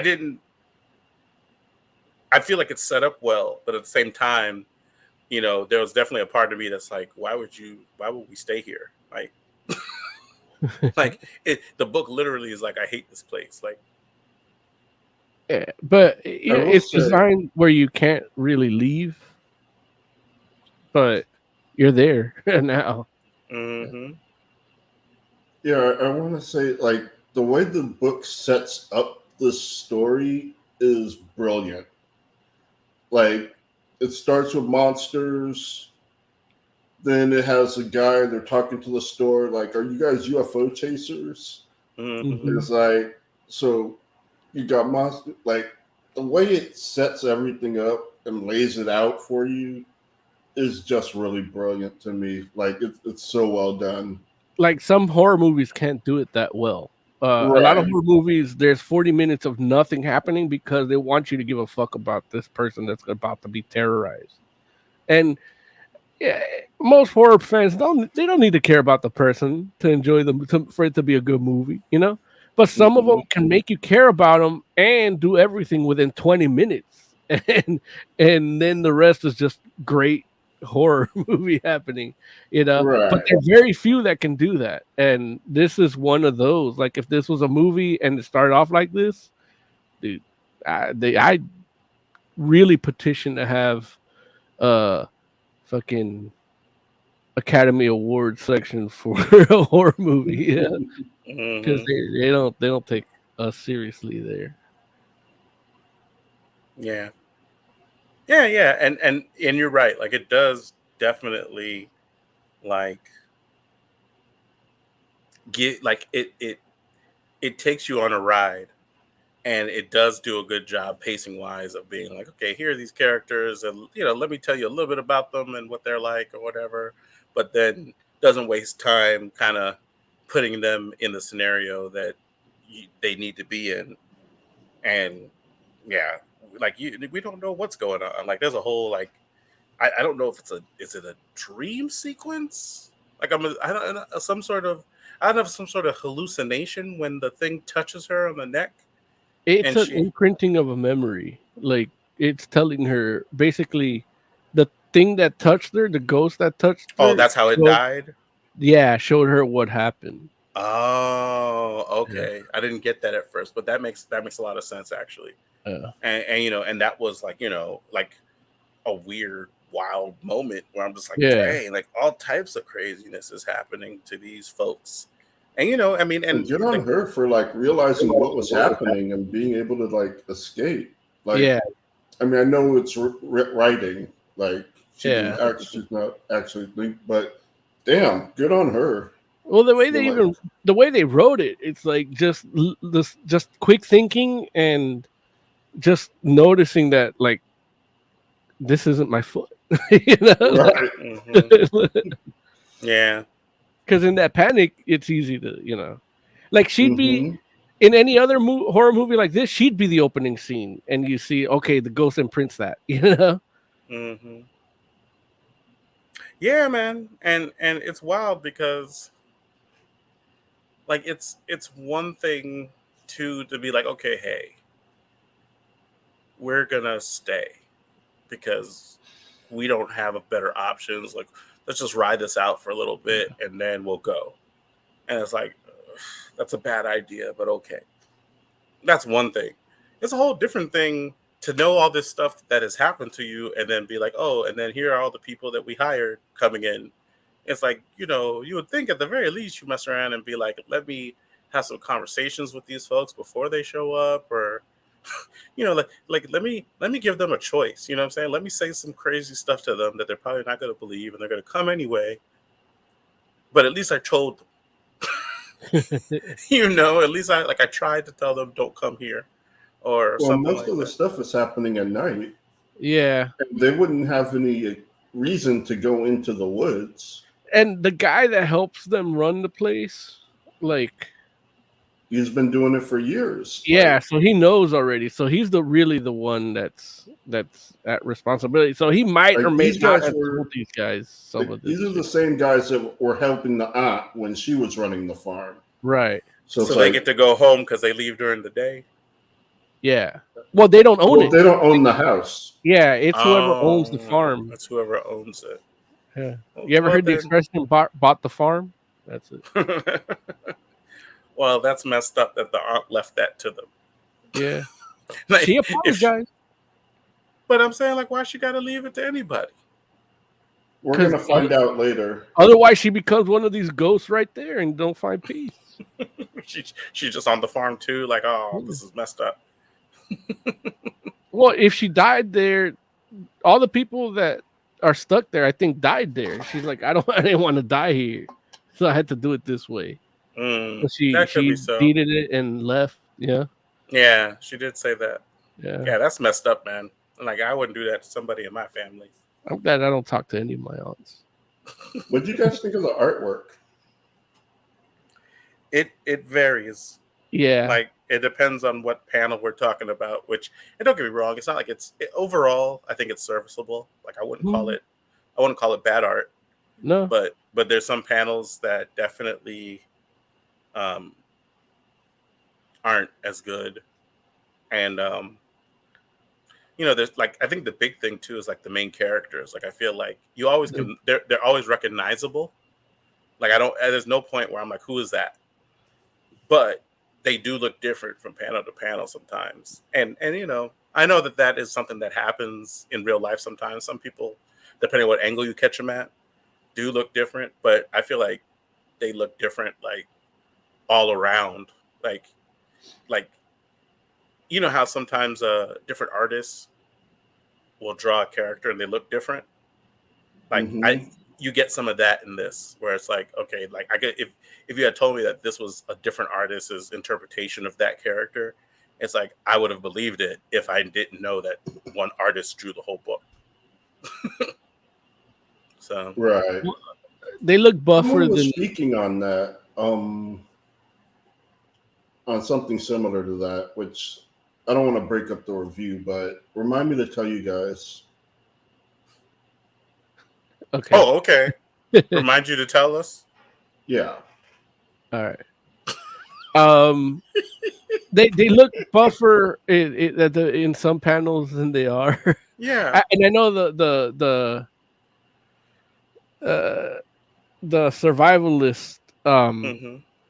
of the partners, the one with Mm-hmm. all the guns, she looks more ripped in some panels than others. And generally, Right. she's the athletic one. Mm-hmm. They're both really athletic, but sometimes in the shading, they make them a little more cut up Mm-hmm. and broad shouldered. And I understand that when you're doing a story about lesbians and you really want it to be about the story, like it doesn't matter if they're lesbians, it could be anybody. And I think Mm-hmm. the art's trying to convey that, so they're not trying to make the typical way that a comic book would make lesbians. You know what I mean?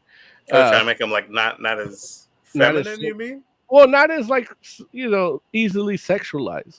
Like maybe the Oh, intention is, gotcha. Yeah, yeah. like you don't want to have to look. Oh, I wonder what it looks like when they're. Mm-hmm. But so I think that's part of why there's a lot of inconsistency because they're trying to. I feel they're trying to avoid that. That could be so. They're and as a story like before the hate mail comes because of these these lesbian lovers. It's this story. It could really be anybody in Mm-hmm. there, and they chose to do it this way. And the way they talk to each other, the problems they're having, the conversations they're having are super generalized, and it's just a good way to bring this type of representation. And it's an example of how when it's done well, it makes the people that act from their bigoted instincts appear more foolish, because it's a good story no matter who's in it here. And I think that's part of what the art was kind of going for, and that's where we have some of the issues with these characters.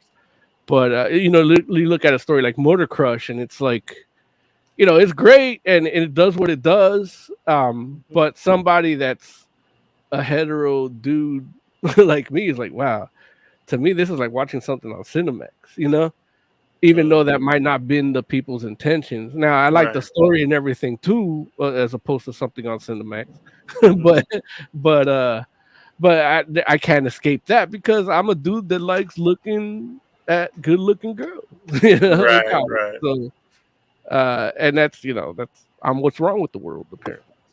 But I will say that it's unfortunate because I while I can definitely appreciate the idea of like, hey, I don't want to over sexualize these women because that's not what the story's about. Yeah. Totally get that. It's unfortunate that an artist might have an issue with trying to do that, like, because it's like it shouldn't be that hard, and it's one of those things where it's like when I think about like I feel like when I think about the way that or a great way that was done and it felt effortless was like when I would think about the like the end of Stormwatch, like the original Stormwatch run, or the beginning of Authority, where you have a character like Jenny Sparks, and Jenny Sparks was 100% like anti superhero and was like, Jenny Sparks literally would wear like a t-shirt and like trousers, and then sometimes she would wear like a coat over that t-shirt, and like every now and then she might wear like a tank top with a coat over it, but a lot of time it was just like a regular t-shirt. And she always looked like she wasn't sexualized, despite still being, I mean, she's a beautiful woman, but she was in contrast to that as part of her character, and that was like part like how she did her thing. And it's just like, like I'm not saying don't draw them with muscles. I think that I think it's great that they have muscles. I just think that it's one of these things where that's not the best representation of that, I guess. But still, but you're right. Like she's still like not overly sexualized in that picture, right? She's just looking up. It's like that's on me. That's on me. Displaying all her oral fixations. I made It's like I made it weird. No, but but the fact is, I guess it's more about the consistency of it. And Yeah. And I think part of it is when you have that as your motivation, yeah, you might and be second guessing your line the art. second Hmm. guessing, and that's the artist Hmm. on Jenny Sparks might have been a little different, or might have had feedback from an editor. That's not, as independent as Stormwatch could be at that point. It Oh no. wasn't. It was a well-oiled machine. Yeah, no, absolutely. I Yeah. mean, I'm So, pretty but sure. I mean, here, we're this talking is about. all like you just have your editor that's probably your friend, Yeah, or maybe yeah, somebody at Skybound, yeah, but yeah. No, we're talking about like Brian Hitch. So, yeah. so it's like or maybe it's not. I don't remember if it was Brian Hitch at the end or not. But either way, like if it's not Yeah. Brian Hitch, it's like, not maybe it wasn't Tom Rainey. But I mean, no, we're talking about like professionals, like high end professional people. So it's like, yeah, they're gonna feel different about it. So Jay's like, let me find all the sexualized ones. No, but that's not. I mean, I don't see that as sexualized. No, it's not. It's just so funny because it's like she's wearing the tank. Like I feel like somebody even made her breasts bigger in that picture. Like they're not usually that big. I'm like Jay, like Jay, can you put one up of her in her pantsuit, dude? Like put one up in her. Like she usually is wearing like she could have a easily coat, she could have been straddling that lion like a coat and a t-shirt, Jay. Like, dude, you heard what I said when I was talking, and then you're like, "Oh, she wears a tank top too. Oh, here's a skimpy tank top one." He's like, "Let's do the one where she's looking up and showing her butt a little bit, like poking it out just a little." Like, Jay, help me make my point, Jay. Help me. Okay.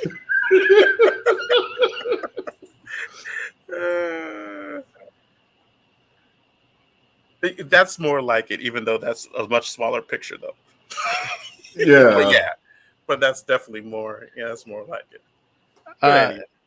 But yeah, overall, I think that might have been the issue. I can't speak for the artist. All I can do to say is that the artist did his job, and while some of the characters were a little inconsistent, especially the main ones, the backgrounds and the design of the monsters and all that shit, like that shit was on point. Just the horn dude, the seeing the horn dude like that. I was working on a bit of a short film about a year ago, and that was like a scene that I put in it. The way he showed that scene, I'm like, this is the impactful shit. You gotta do it like this, and that's that they did it here too, and I'm like, yeah, man, that shit looks fucking tight. Like you don't see what the guy is, nothing. You just see what he looks like, and you're like, oh fuck, and the artist did that. Like, I don't even think the way that he drew these characters from one panel to another would even knock half a point, because everything else, like even in that cover that you see here in our little background, those little intestine shit around the house looks fucking tight. The color theory is fucking good. Yeah. Yeah, no, I would agree with that. I'd agree with that. And so, okay, so let's see. We talked about the story. We talked about the art. We didn't talk about the post word. The what? The post word. Yeah. The part with no pictures. Right. Okay. We can talk about it now. I read it. Yeah, I read it too. Like, I was so enthralled with the book. Yeah. I had to read it. And it's interesting. He's talking about like how, he's not afraid of ghouls, monsters, ghosts, shit like that. Yeah. Because there are people you can call, things you can do, plans. Like the thing that scares him is being in a situation where there is no expert, there is no DIY, like how to fix this. Like a burst of pipe in a new house. Just like yeah. It's in a situation where there is no remedy, and that's the kind of book he wanted to write. And I thought that was interesting. And even how he described how when he wanted to do a horror story, like he likes all these subgenres of horror, and he's like, "Can I just throw everything in here?" And Right. and I Right. love that. Yeah, I love that too. Like, why should it be like exclusive, like just ghosts? Like that's so boring. Yeah, but even if it was just ghosts, the way they do the ghosts here, it could be just a cool ass ghost story. You know, Hmm. like just getting touched by different ghosts. Yeah. So Yeah. we should rate. All right, let's do it. Jay, I hate this place. Number one. What would you rate it? I would give it a 5. Like, I do wish the art were a little cleaner, but the story and the characters are so amazing that I'm looking past it. Like, I love the story, this premise, this house, the safe room with the Facts of Life VHS tapes. It's like, man, I just love this book. There it is.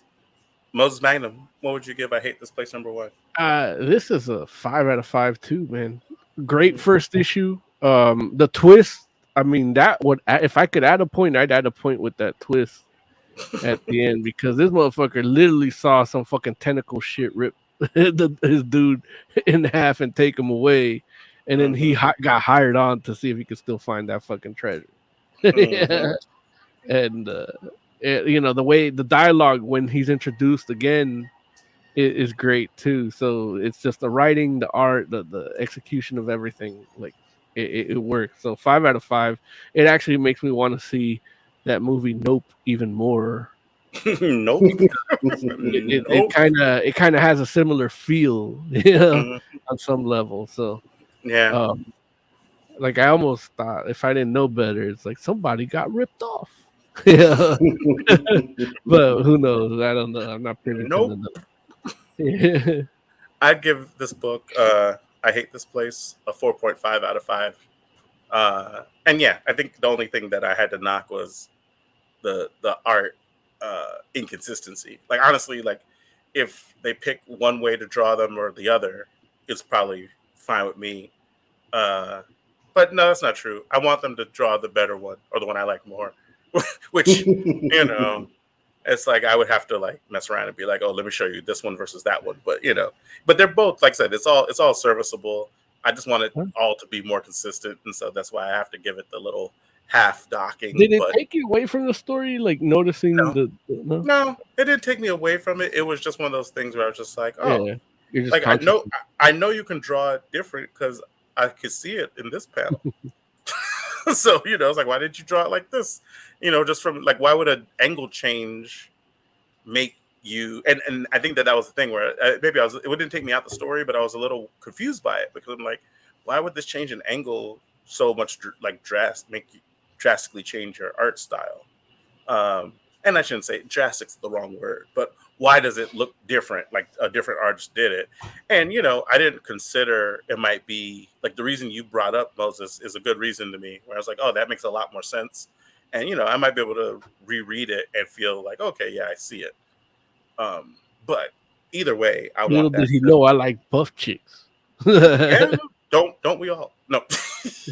But no, man, it's just like, yeah, but I want that to be different moving forward, and very well, like who knows, like but I'll keep reading because I'm interested, and especially like I actually did read the look, I know you said the post word.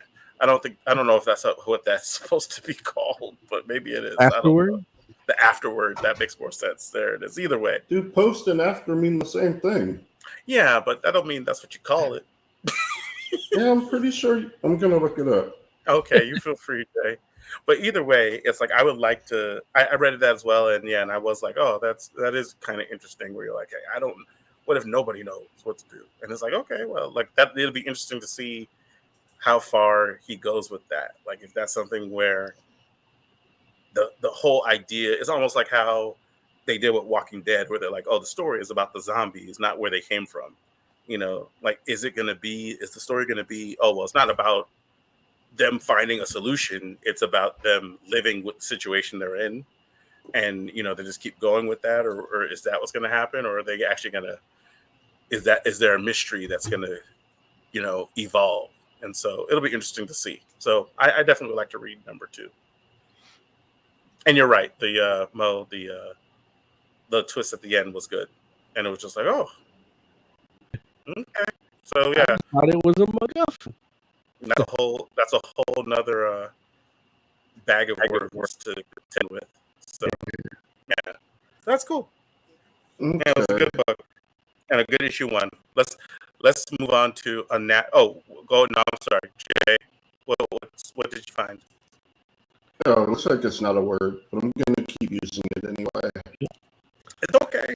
Like when I mess around and be like, "What? What are you saying?" Like, I don't know what you're saying. Like, I honestly didn't know what you were saying at first because you was like post word. I was like, "What is that?" So either Like, we're smart, either me and Jay are smarter than Larry, or we're both equally dumb. I mean, I'm guessing that one. I knew exactly what Jay was talking about. And he said post word. I'm like, yeah, I read the post word. Yeah. I was like, which character's the post word? Yeah, so But anyway, let's move on to Unnatural Blue Bloods. Blood. Oh, is it Blue Blood? Yeah. My bad. I keep saying Bloods. I apologize. Unnatural Blue Blood. It's because you're from South LA. That's what it is, right? I did grow up in a blood neighborhood, but now you say blood. It's a blood's neighborhood. Hey, no, I would not do that. I would not do that. Anyway, Jay, tell us about Unnatural Blue Blood. Okay, so it takes place after the initial Unnatural. The law that makes you have to be same species has been abolished. People are doing stuff with people that aren't their species. Leslie's living with the wolf, and they're running a diner together, and the wolf's little sister is being kind of an asshole because she misses her foster parents, and Leslie is still having nightmares, and she wakes up one morning with blue blood, and that's Unnatural Blue Blood, number 1.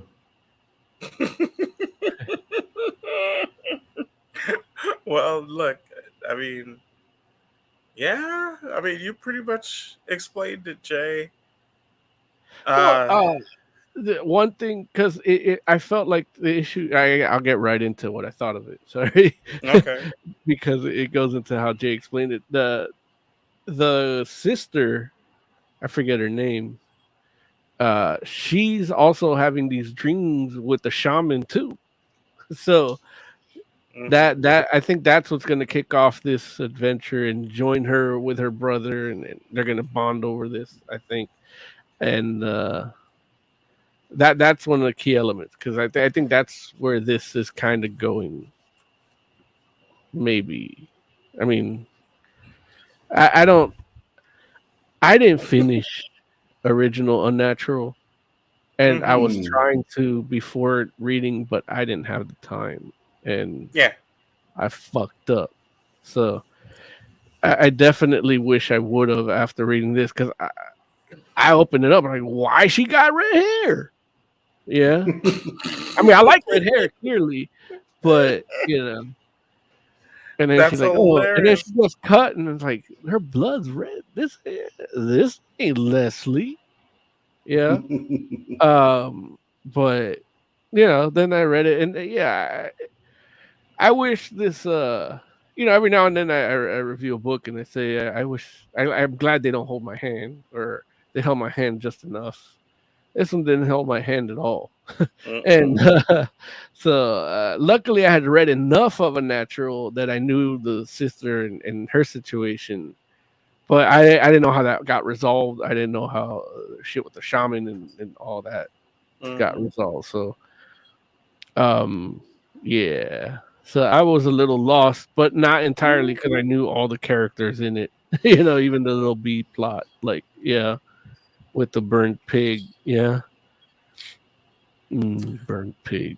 I will say, I was entirely lost because I think I only read maybe the first 2 or 3 issues of Unnatural. Maybe two. And I liked it. I just didn't get back around to finishing it. Yeah. And I mean, for me, honestly I was disappointed because like I really enjoy Mirka Andolfo's work, generally speaking. And so, like I'm I looked at the cover and I'm like, okay, this is gonna be cool. I'm ready, because I hadn't read some Mirka in a few months. And then I, got to the the credit page and saw that, writer artist Mirka Andolfo, and then it said pages like 1 through 3. And I was like, 1 through 3. And so I was sitting here thinking, like, I know sometimes, you'll have an artist come in to like finish some stuff up where, or something like to help out. So, sometimes you'll be like, okay, I did 1 through 3. Or sometimes an artist will come in and you have like a guest artist because they do like a sequence or something where it's like they want a different art style, like a dream sequence, or, they're doing like flashbacks. And so like the present day stuff is one artist and the flashbacks a different artist. But then I looked and it was like Ivan Bigarella, and it just said artist and it had no page numbers. And I was like, is Mirka Andolfo only going to do pages 1 through 3? Did you read the postword? I did. The postword. Yes, I read the that's afterword. The thing. Yes. That's the like no I read postword. On Fantastic Forum we say postword. All right. That's why when you hear somebody saying, "Oh, I wrote the postword on CNN's book review or some shit," you're gonna know that motherfucker's a fan. It's like Will Flitzer watched this episode. The postword. So yeah, I did read it, and I do understand. Like when I got to the end, she's saying like, "Oh yeah, I'm still gonna make sure that every issue I do a few pages," and okay, but the fact of the matter is, oh hey puppy, oh postword, little postword. No, but and I get it. Like she's doing a lot already. She's awake. She's doing a lot already, so I get that she maybe can't do every book, but I'll tell you, man, like Ivan's Ivan's artwork is good art. It's just not Mirka Andolfo. Yeah. And on top of that, I will say that, I feel like the 3 pages she did do is not her best work. Like it felt rushed. You know what I'm saying? Like it's not like it's like terrible. It's good art. It's real good art. It's just not good art for Mirka Andolfo. You know what I'm saying? It's like looking like I can look at that and be like, okay, she's like, I need to do these 3 pages real quick. Larry's misogyny is really showing. Wait, what? Like what? Like you never been mad at J. Scott Campbell for only doing covers. You never been mad at Joe Mad for never finishing nothing. All of a sudden, she brings back a character that you like, the story you like, and she does 3 pages and writes it, and then gives you an artist that is similar to her and in similar caliber for this story, and you're like, even those 3 stories, even those 3 pages weren't even up to Mirka Andolfo standards. Listen, if you want me to pretend that I think J. Scott Campbell or Joe Mad is as good of an artist as Mirka Andolfo, I can do that. but that's not That's not how I feel. Like that's not like I've never. Like, don't get me wrong. I like Joe Mad's art. I don't know that I've ever bought a book because J. Scott Campbell drew it. It's like it's cool. It's fun art. But it's not like But it's like Mirka Andolfo. I bought a book because it's like Mirka Andolfo is doing the art because I want to see her art. And I like her stories are cool too. I enjoy her stories, so I want to. I guess more than anything, it's more like I'm spoiled from the first series. It's like that when I pick up a book of when I Have pick you up read a book Red that State? says Unnatural, what I expect to see is a specific thing, and I get it now. I can't have that anymore, and that's fine. I get Have it. you read Red Satha? No, Is it what called is that? Red Satha, Jay? Is it? Yes, I think it's pronounced Sita. Red Sita. Sita. You haven't read that? You can't say you like Mirka Andolfo. Well, yeah, get out of here, man. Listen, I'm not here to let you keep me, Mo. So all I'm saying is like I know You what don't belong in our fan. You're a diversity hire on the Mirka Andolfo fandom, Larry. it's like I have an expectation, and that's all it was. Like my expectation wasn't met, and that's my own fault maybe. But at the same time, it's not like let me put it like this: Mirka Andolfo didn't do anything to steer me away or to somehow sate my expectations for what I was getting with Unnatural Blue Blood. Like she did the cover. She did like the Mirka Andolfo thing, like where I'm looking at it and I'm like, man, I can't wait to get into this book to see what the rest of this joint looks like. And then she did the first few pages, so like if somebody would maybe go in there and be like, oh well, this is Mirka, but I'm just saying, like for me, I was like, oh man, that like this doesn't look like the Mirka I'm used to. And then I'm only getting the 3 pages, and then I go to Bigliella, and I'm just like, okay, I mean, it's all right, And then on top of that, here's the thing: I could have forgiven all of this if I got this issue number 1 that I was like, oh, but man, that story was killer. It's like I don't know what's happening in this joint. Like I have no idea. Like don't get me wrong. Like I get it. Like it's continuing from the last series, and I'm not mad at that. Like I'm not looking at this like oh, you were supposed to tell me everything that happened in the last book. No, I'm supposed to read that book. I get it, but you're supposed to at least set up the story moving forward, right? And I'm just sitting here like they're not like all the information they're giving me felt like a little clumsy. Like I got a lot of backstory in regards to like, okay, like where they got this money from to get this restaurant and all that kind of stuff. And it's like, I mean, I guess I'm happy that that's there, and I know that, I know that the sister and, and she misses her step parents, like you said, like I got that. But I'm just like, like I know because I read at least enough of Unnatural. Like I understand the relationship between Leslie and the wolf, but I'm just I don't feel like they're telling me a lot about the world itself. I don't know why like the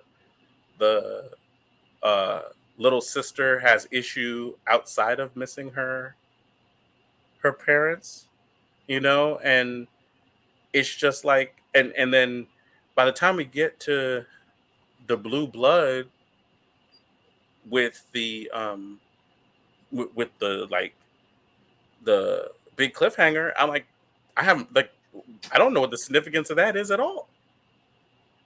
Like Well, I will say one of the things that was interesting about this book is it's actually in the same category as Unnatural. Like I bought it digitally, and normally like a series will be like split up, but this one it wasn't. Like it goes in right after. Yeah, it's like issue Unnatural 11 or number whatever. 12. Like essentially, it is issue 13. Yeah. Okay. Well, if they had numbered it 13, I might feel different. You know, but No, I mean, I just thought that was interesting, like yeah, to have it, you know, be the 13th issue in the collection. yeah, yeah, and you know, I mean, I don't know. I was honestly, I was disappointed, and that made me feel bad because I liking Mirka Andolfo stuff. You know, I think of Except it for as a Red Sitha. no. Well, listen, I don't dislike it. I just haven't read it. You're a So fake ass Mirka Andolfo fan. but the fact is, it's like I'm used to getting or expecting a particular amount of quality from the art and the stories, and I felt like I didn't get that on either end here, which is which is I think if you disappointing. would have read chapter 12, even if it was only chapter 12, and then this, Hmm. you would have felt a little different. Maybe. Because I know me only going up to chapter 9, I Hmm. enjoyed it, even though it didn't. I wish it held my hand a little more, but it's not Mirka Andolfo's responsibility to hold my hand. Maybe because it's an issue 1, maybe a little bit, but Yeah, hey, this is how they do comics in Italy. Like and that could be so. this isn't Marvel giving you a full page of what happened in the last 15 years in Spider-Man. you know So, and then a little bit of dialogue in that. So I just Yeah, roll with it. yeah. That's yeah. And I I, kind of do the same that with like her not doing the art. Like she's writing on there are like so many books out right now where yeah. she's just doing the writing. And so many Where I creator kind of got roles. to roll with it. Like Yeah. I'm used to rolling with it. Yeah. hmm. Like You either don't want get me more wrong, I Unnatural or love you don't. like I love Mirka Andolfo art, Yeah. but I got to roll with it. And if they can get close, Yeah. then I mean it's better than it not being anything, like I being didn't completely feel off. Jay, did you find it jarring when it switched? No. I didn't either. No, And it's not jarring. It's just not as good then why are you crying? because it's not as good. Now I will say the only panel I kind Admit of you're had a crying. little bit of issue with was our last panel because I feel like Mirka would have given us more Chase, more Chase, like, where's nipple. the? Um, I knew you were gonna say that. yeah, like we only get a little bit, like mostly just areola, You and I want full feel pig like Mirka nipple? would have given us more. But Well, there's like one scene in I think it's like chapter 8 where it's just her embracing the wolf in her head, and for some reason they're both butt naked, but full frontal. It's classy, but you see full nipple. Like that titty don't need to be mhm. dropping out that way, but it's there, and we love it. Well, Jay loves it. I don't. I do love it. Hilarity. But yeah, I mean, yeah, that's all there is to it. Or just like I was like it. It's not even that I don't mind being disappointed by a comic book because I read a lot of comic books and a lot of them disappoint me. Yeah, I all those I Marvel books. what the problem is that I felt bad about being disappointed because I wanted to like this book. I was ready to enjoy it. And the fact that and not only because I was like, like in one of those sense where it's like, I'm a fan of Mirka and her work. And so it's like not only was I anticipating reading it and enjoying it, but I was ready to like forgive it for even if it wasn't like quite up to some of the standards from the past.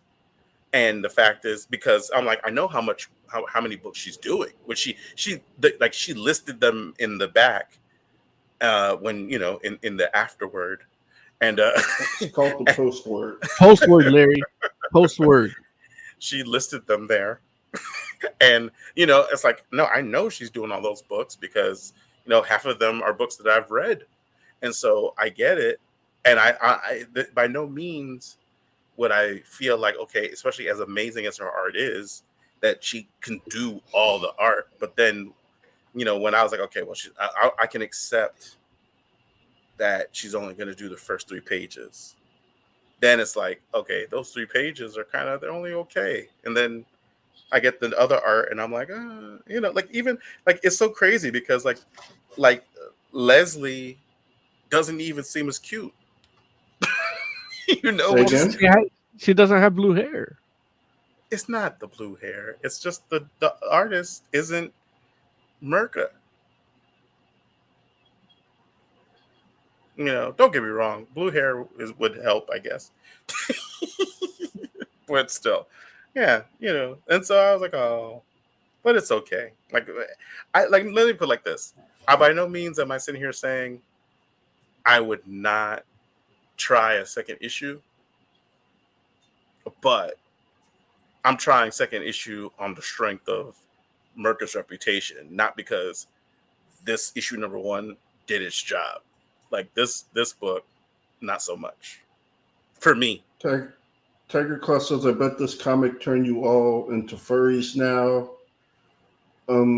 It depends on your definition of furry. Yeah. Because they're like, at the very loosest definition, we're all furries.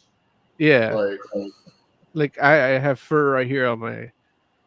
Well, no, just like the very loosest definition is just liking anthropomorphic animals. So liking Bugs Bunny would make you a furry.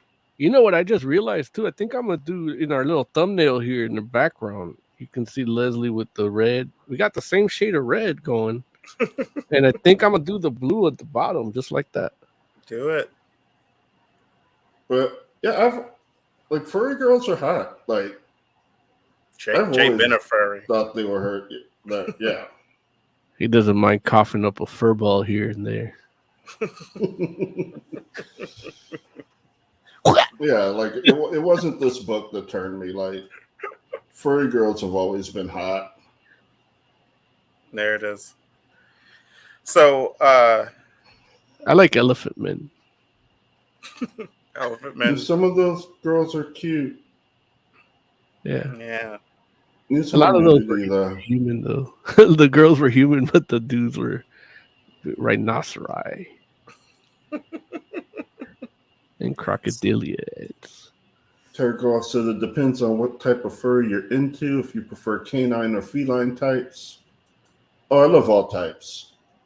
Dude, this chick from Bad Guys is amazing.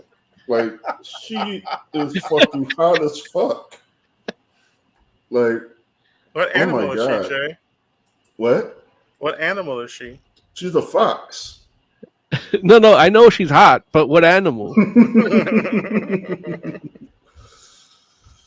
Oh man, that's funny.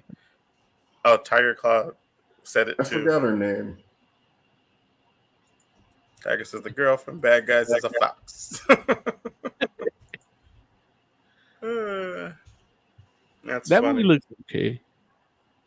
I don't know. Pretty good. I don't know. It looks a little generic to me. Actually, I wouldn't say generic. Mm-hmm. Like, it is like kind of like a heist movie, but it's funny. Okay. Like, yeah, like it's a fun heist movie. I would say that. Okay. Yeah. Is Bonkers in it? In what? In Chippendale? Dude, that's one of my only points against the movie was that he should have been in it. Right. Like he was a police officer. Right. And, he has more right to be in that than Roger Rabbit, really. Was Bonkers and Roger Rabbit? I think they're in the same universe. Because when they did Toontown at Disneyland, they had them together. Really? But I could be wrong. I don't know. I mean, I haven't gone to Disneyland since I was a dumb 8-year-old. So. Okay. I did watch Chippendales. It's okay. Yeah. The end. That's my review. But anything else we want to say about Unnatural? Oh, wait, did you find your fox lady, Jay?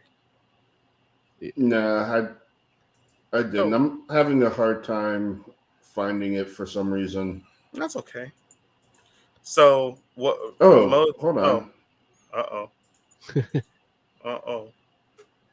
Here Do we I have go. a erection button here? Wait, what? I don't know what that means. But Or you can hear the like boing. I mean, you definitely had that sound effect before. I don't know what happened to it. I can make it right here. Here it is. That's Jay Dude, found. there's so much fan art of her. Like, why are people so fast?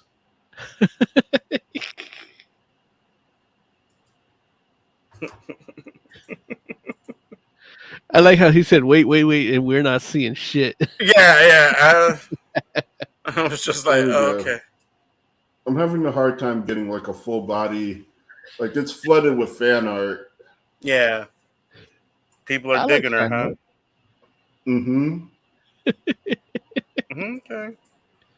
All right. I'm not mad. I'm mad. Cats getting their girlfriends to do their makeup like that. They're like, I need you to do that those fox eyes. I'm not mad at them. Whatever It should floats your not be boat, this man. hard to find like a full body shot. I don't know, man. I think I'm kind of happy it is. There's some hope for society. Exactly, just a little bit, right? Where I'm like, okay, maybe. Although the fine art thing is a little discouraging too, because I could just like Joe didn't show any of it, so yeah, I can just imagine what it is, and I'm Mhm. imagining worse. Yeah, so like but Fox anyway. and Beaver. A little slightly better pic of her. That's what they like. It's like the perverts. She's cute. Nah, man. Okay. Yeah. They like what that mouth do.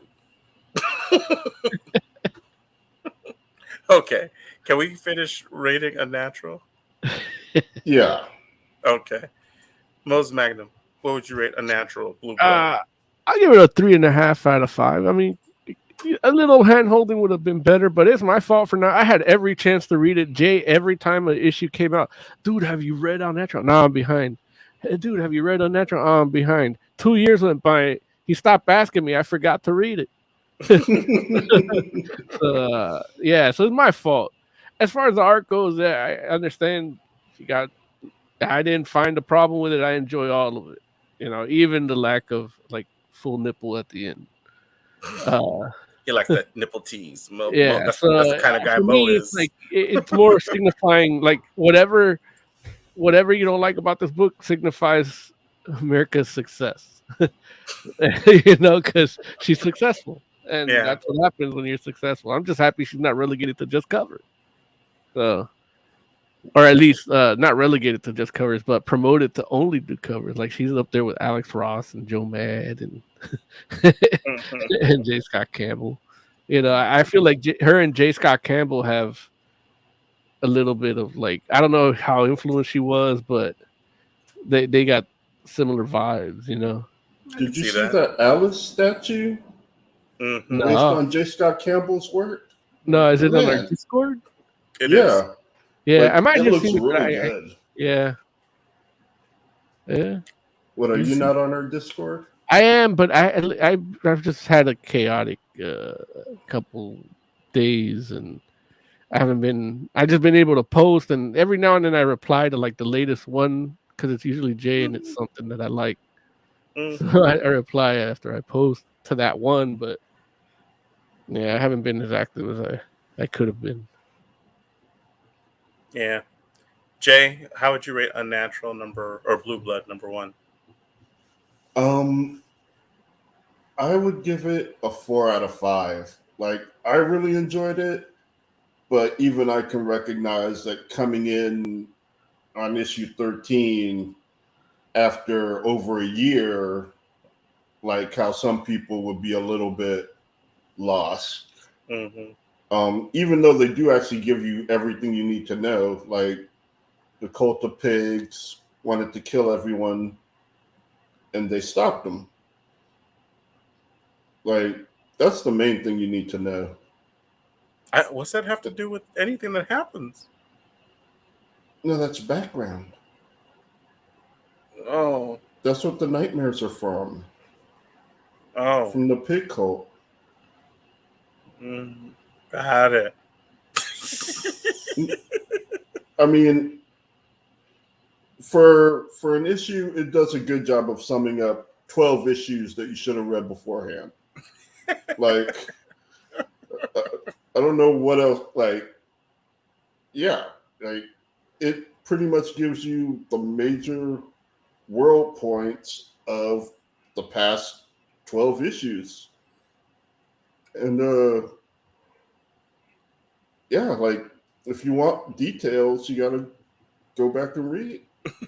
Or if you want to just hang on and go for the ride from here, I feel you can do it if you want. Okay. Personally, I'm gonna go reread the first 12 issues.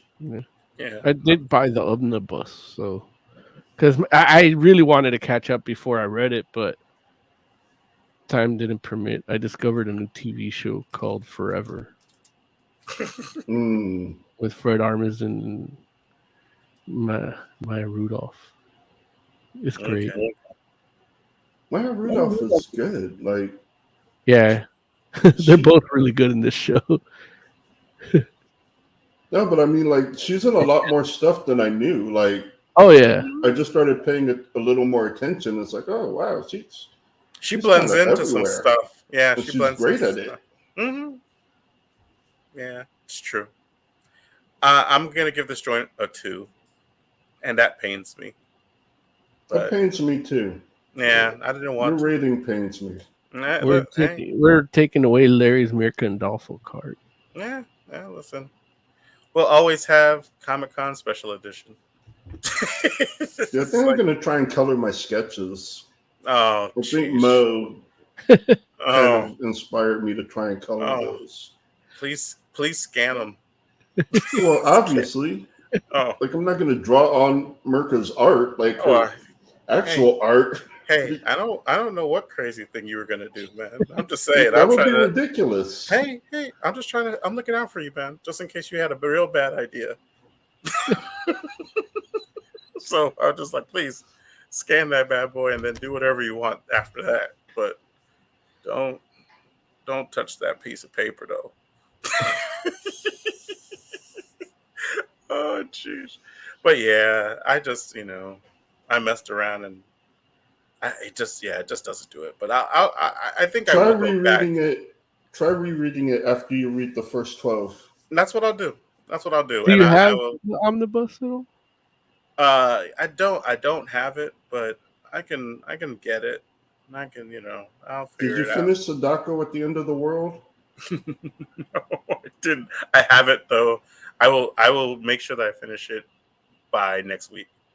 Can you tape yourself reading it? I mean, no, I'm not gonna tape myself reading. You have to. Can you imagine? Do you have time to read Unnatural and Sadako? Yeah, he does. He's got to flight home in a couple days, right? Tomorrow morning. Yeah. So yeah. So I'll probably read Sadako first and then read Unnatural. So I may not be done with Unnatural by next week, but I'll be done with Sadako. Okay. Yeah. So. All right. And you really didn't like Chippendale? Or you just thought it was? I didn't dislike it. I thought it was all right. I thought I would have preferred. I would have preferred a Chippendale adventure. Like that's what I would like to have seen. Well, obviously, yeah. Well, and so I mean, it for what it was. It's like I'll give it. It's like it had its high points, but then it also had points where it's just like, why are we even doing this? Like, are you talking about the Zipper Gadget thing? No, I have no problem with Zipper Gadget. It's like, Why? Why is that okay with you? It's not that it's okay. It's just not any more ridiculous than anything else that's happening in the movie. It sounds like you're endorsing it. I mean, listen, if I'm going to watch a movie with an animated Chip and a CG Dale, it's like, why am I like, everything is off, like anything is possible at that point, where I'm just like, if that's a premise that I'm willing to accept. And like the voices. Like, yeah, I mean, like, yeah, I'm Pro just like, tip: they're both CG. I mean, okay, but you know what I mean. Yeah, Like, I know. Yeah. I'm just saying that more for like the people like me. They were like, "What? That's a cell shading?"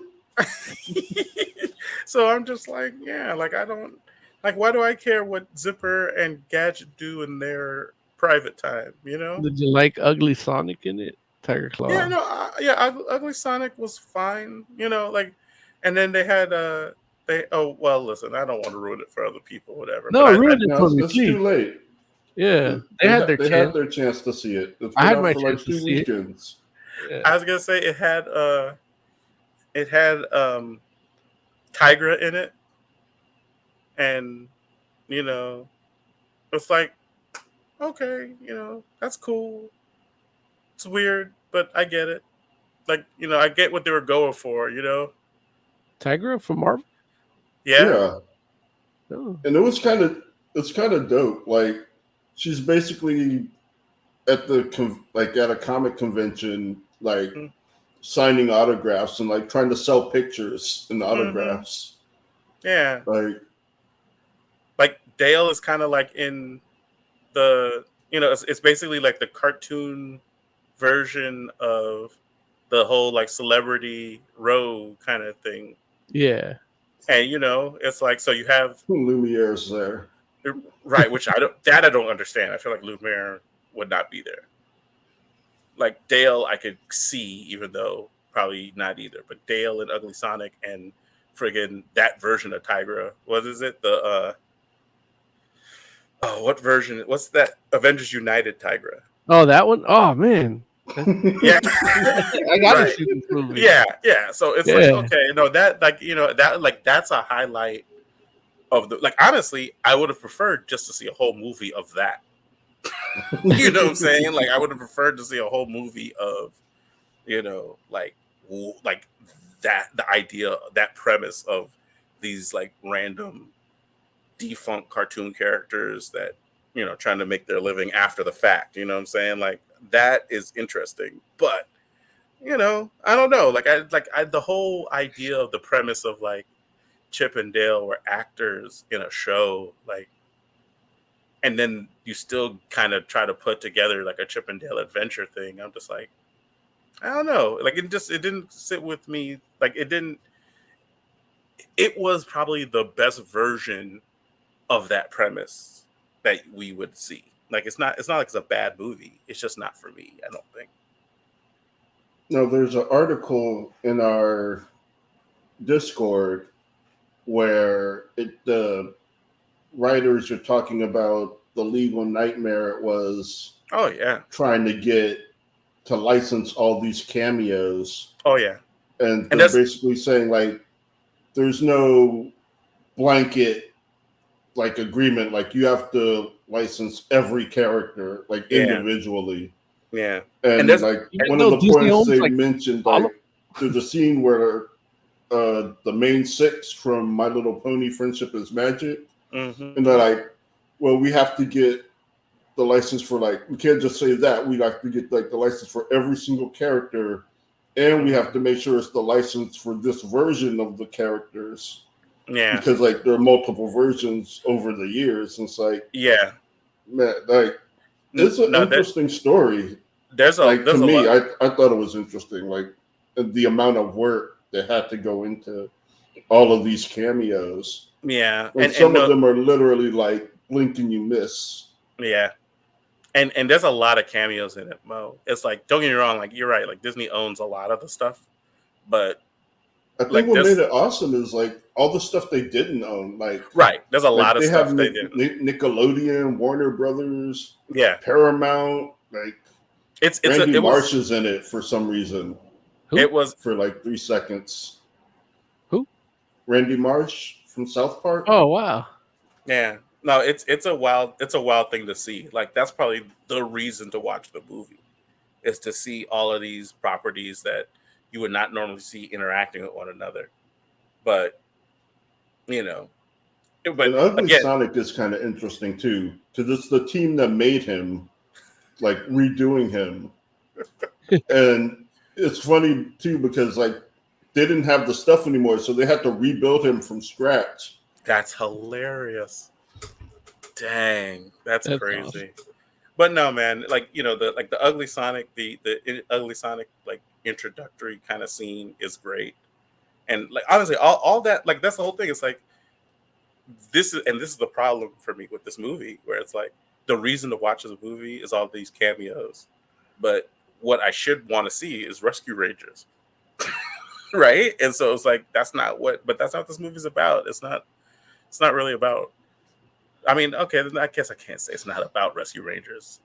It's about Chip and Dale and their relationship, and then this Rescue Rangers. But as an element I of mean it. that has its own merit too, because before Rescue Rangers, Chip and Dale were the duo that Disney had too. They had their own little cartoons like that too, and Yeah, those but are great. no, but that's a whole different thing too. Like, No, but it's like, the same ones. well, Like, no, they're it's not. See, that's the thing. Like the Chip and Dale, like they almost treat that like it was like something else they did kind of too. right, and I like that. Okay, and you're more than welcome to like it. It just it wasn't for me. Like I want to see a Chip and Dale's episode, like or a Chip and Dale's Rescue Rangers episode. Is it ruined now that you know that they're just in a TV show? No, how can it be ruined? It's like Rescue Rangers is still there. I can go watch it, but it would have been nice to see a new one. That's all. That's all. It's like I'm not knocking it. There are parts of it I really enjoyed, and I know other people that really liked it. Like I know Nia liked it a lot too. I think she liked it more than I did. Yeah, it might mean something, man. Right. It's like, listen, y'all are just you're over my head with your post words. Yeah. It's time for us to get out of here, dude. And like, I know it's the crazy. one time you're in the other time zone, Jay's like, no, let's keep talking about stuff. Right. It's funny, man. I mean, I was looking at the clock, but I really wanted to have this Chip and Dale conversation. Yeah. I wish, we could talk more about it after Mo and I see it. Yeah, it's fine. It's like I'm not opposed to the combo. Yeah. All right, Jay, why don't you give us some final thoughts, man? Normally I have my final thoughts prepared, but today I don't. So I would just say maybe we should make it harder to shoot kids in real life so that we can enjoy our kids dying in fictional media.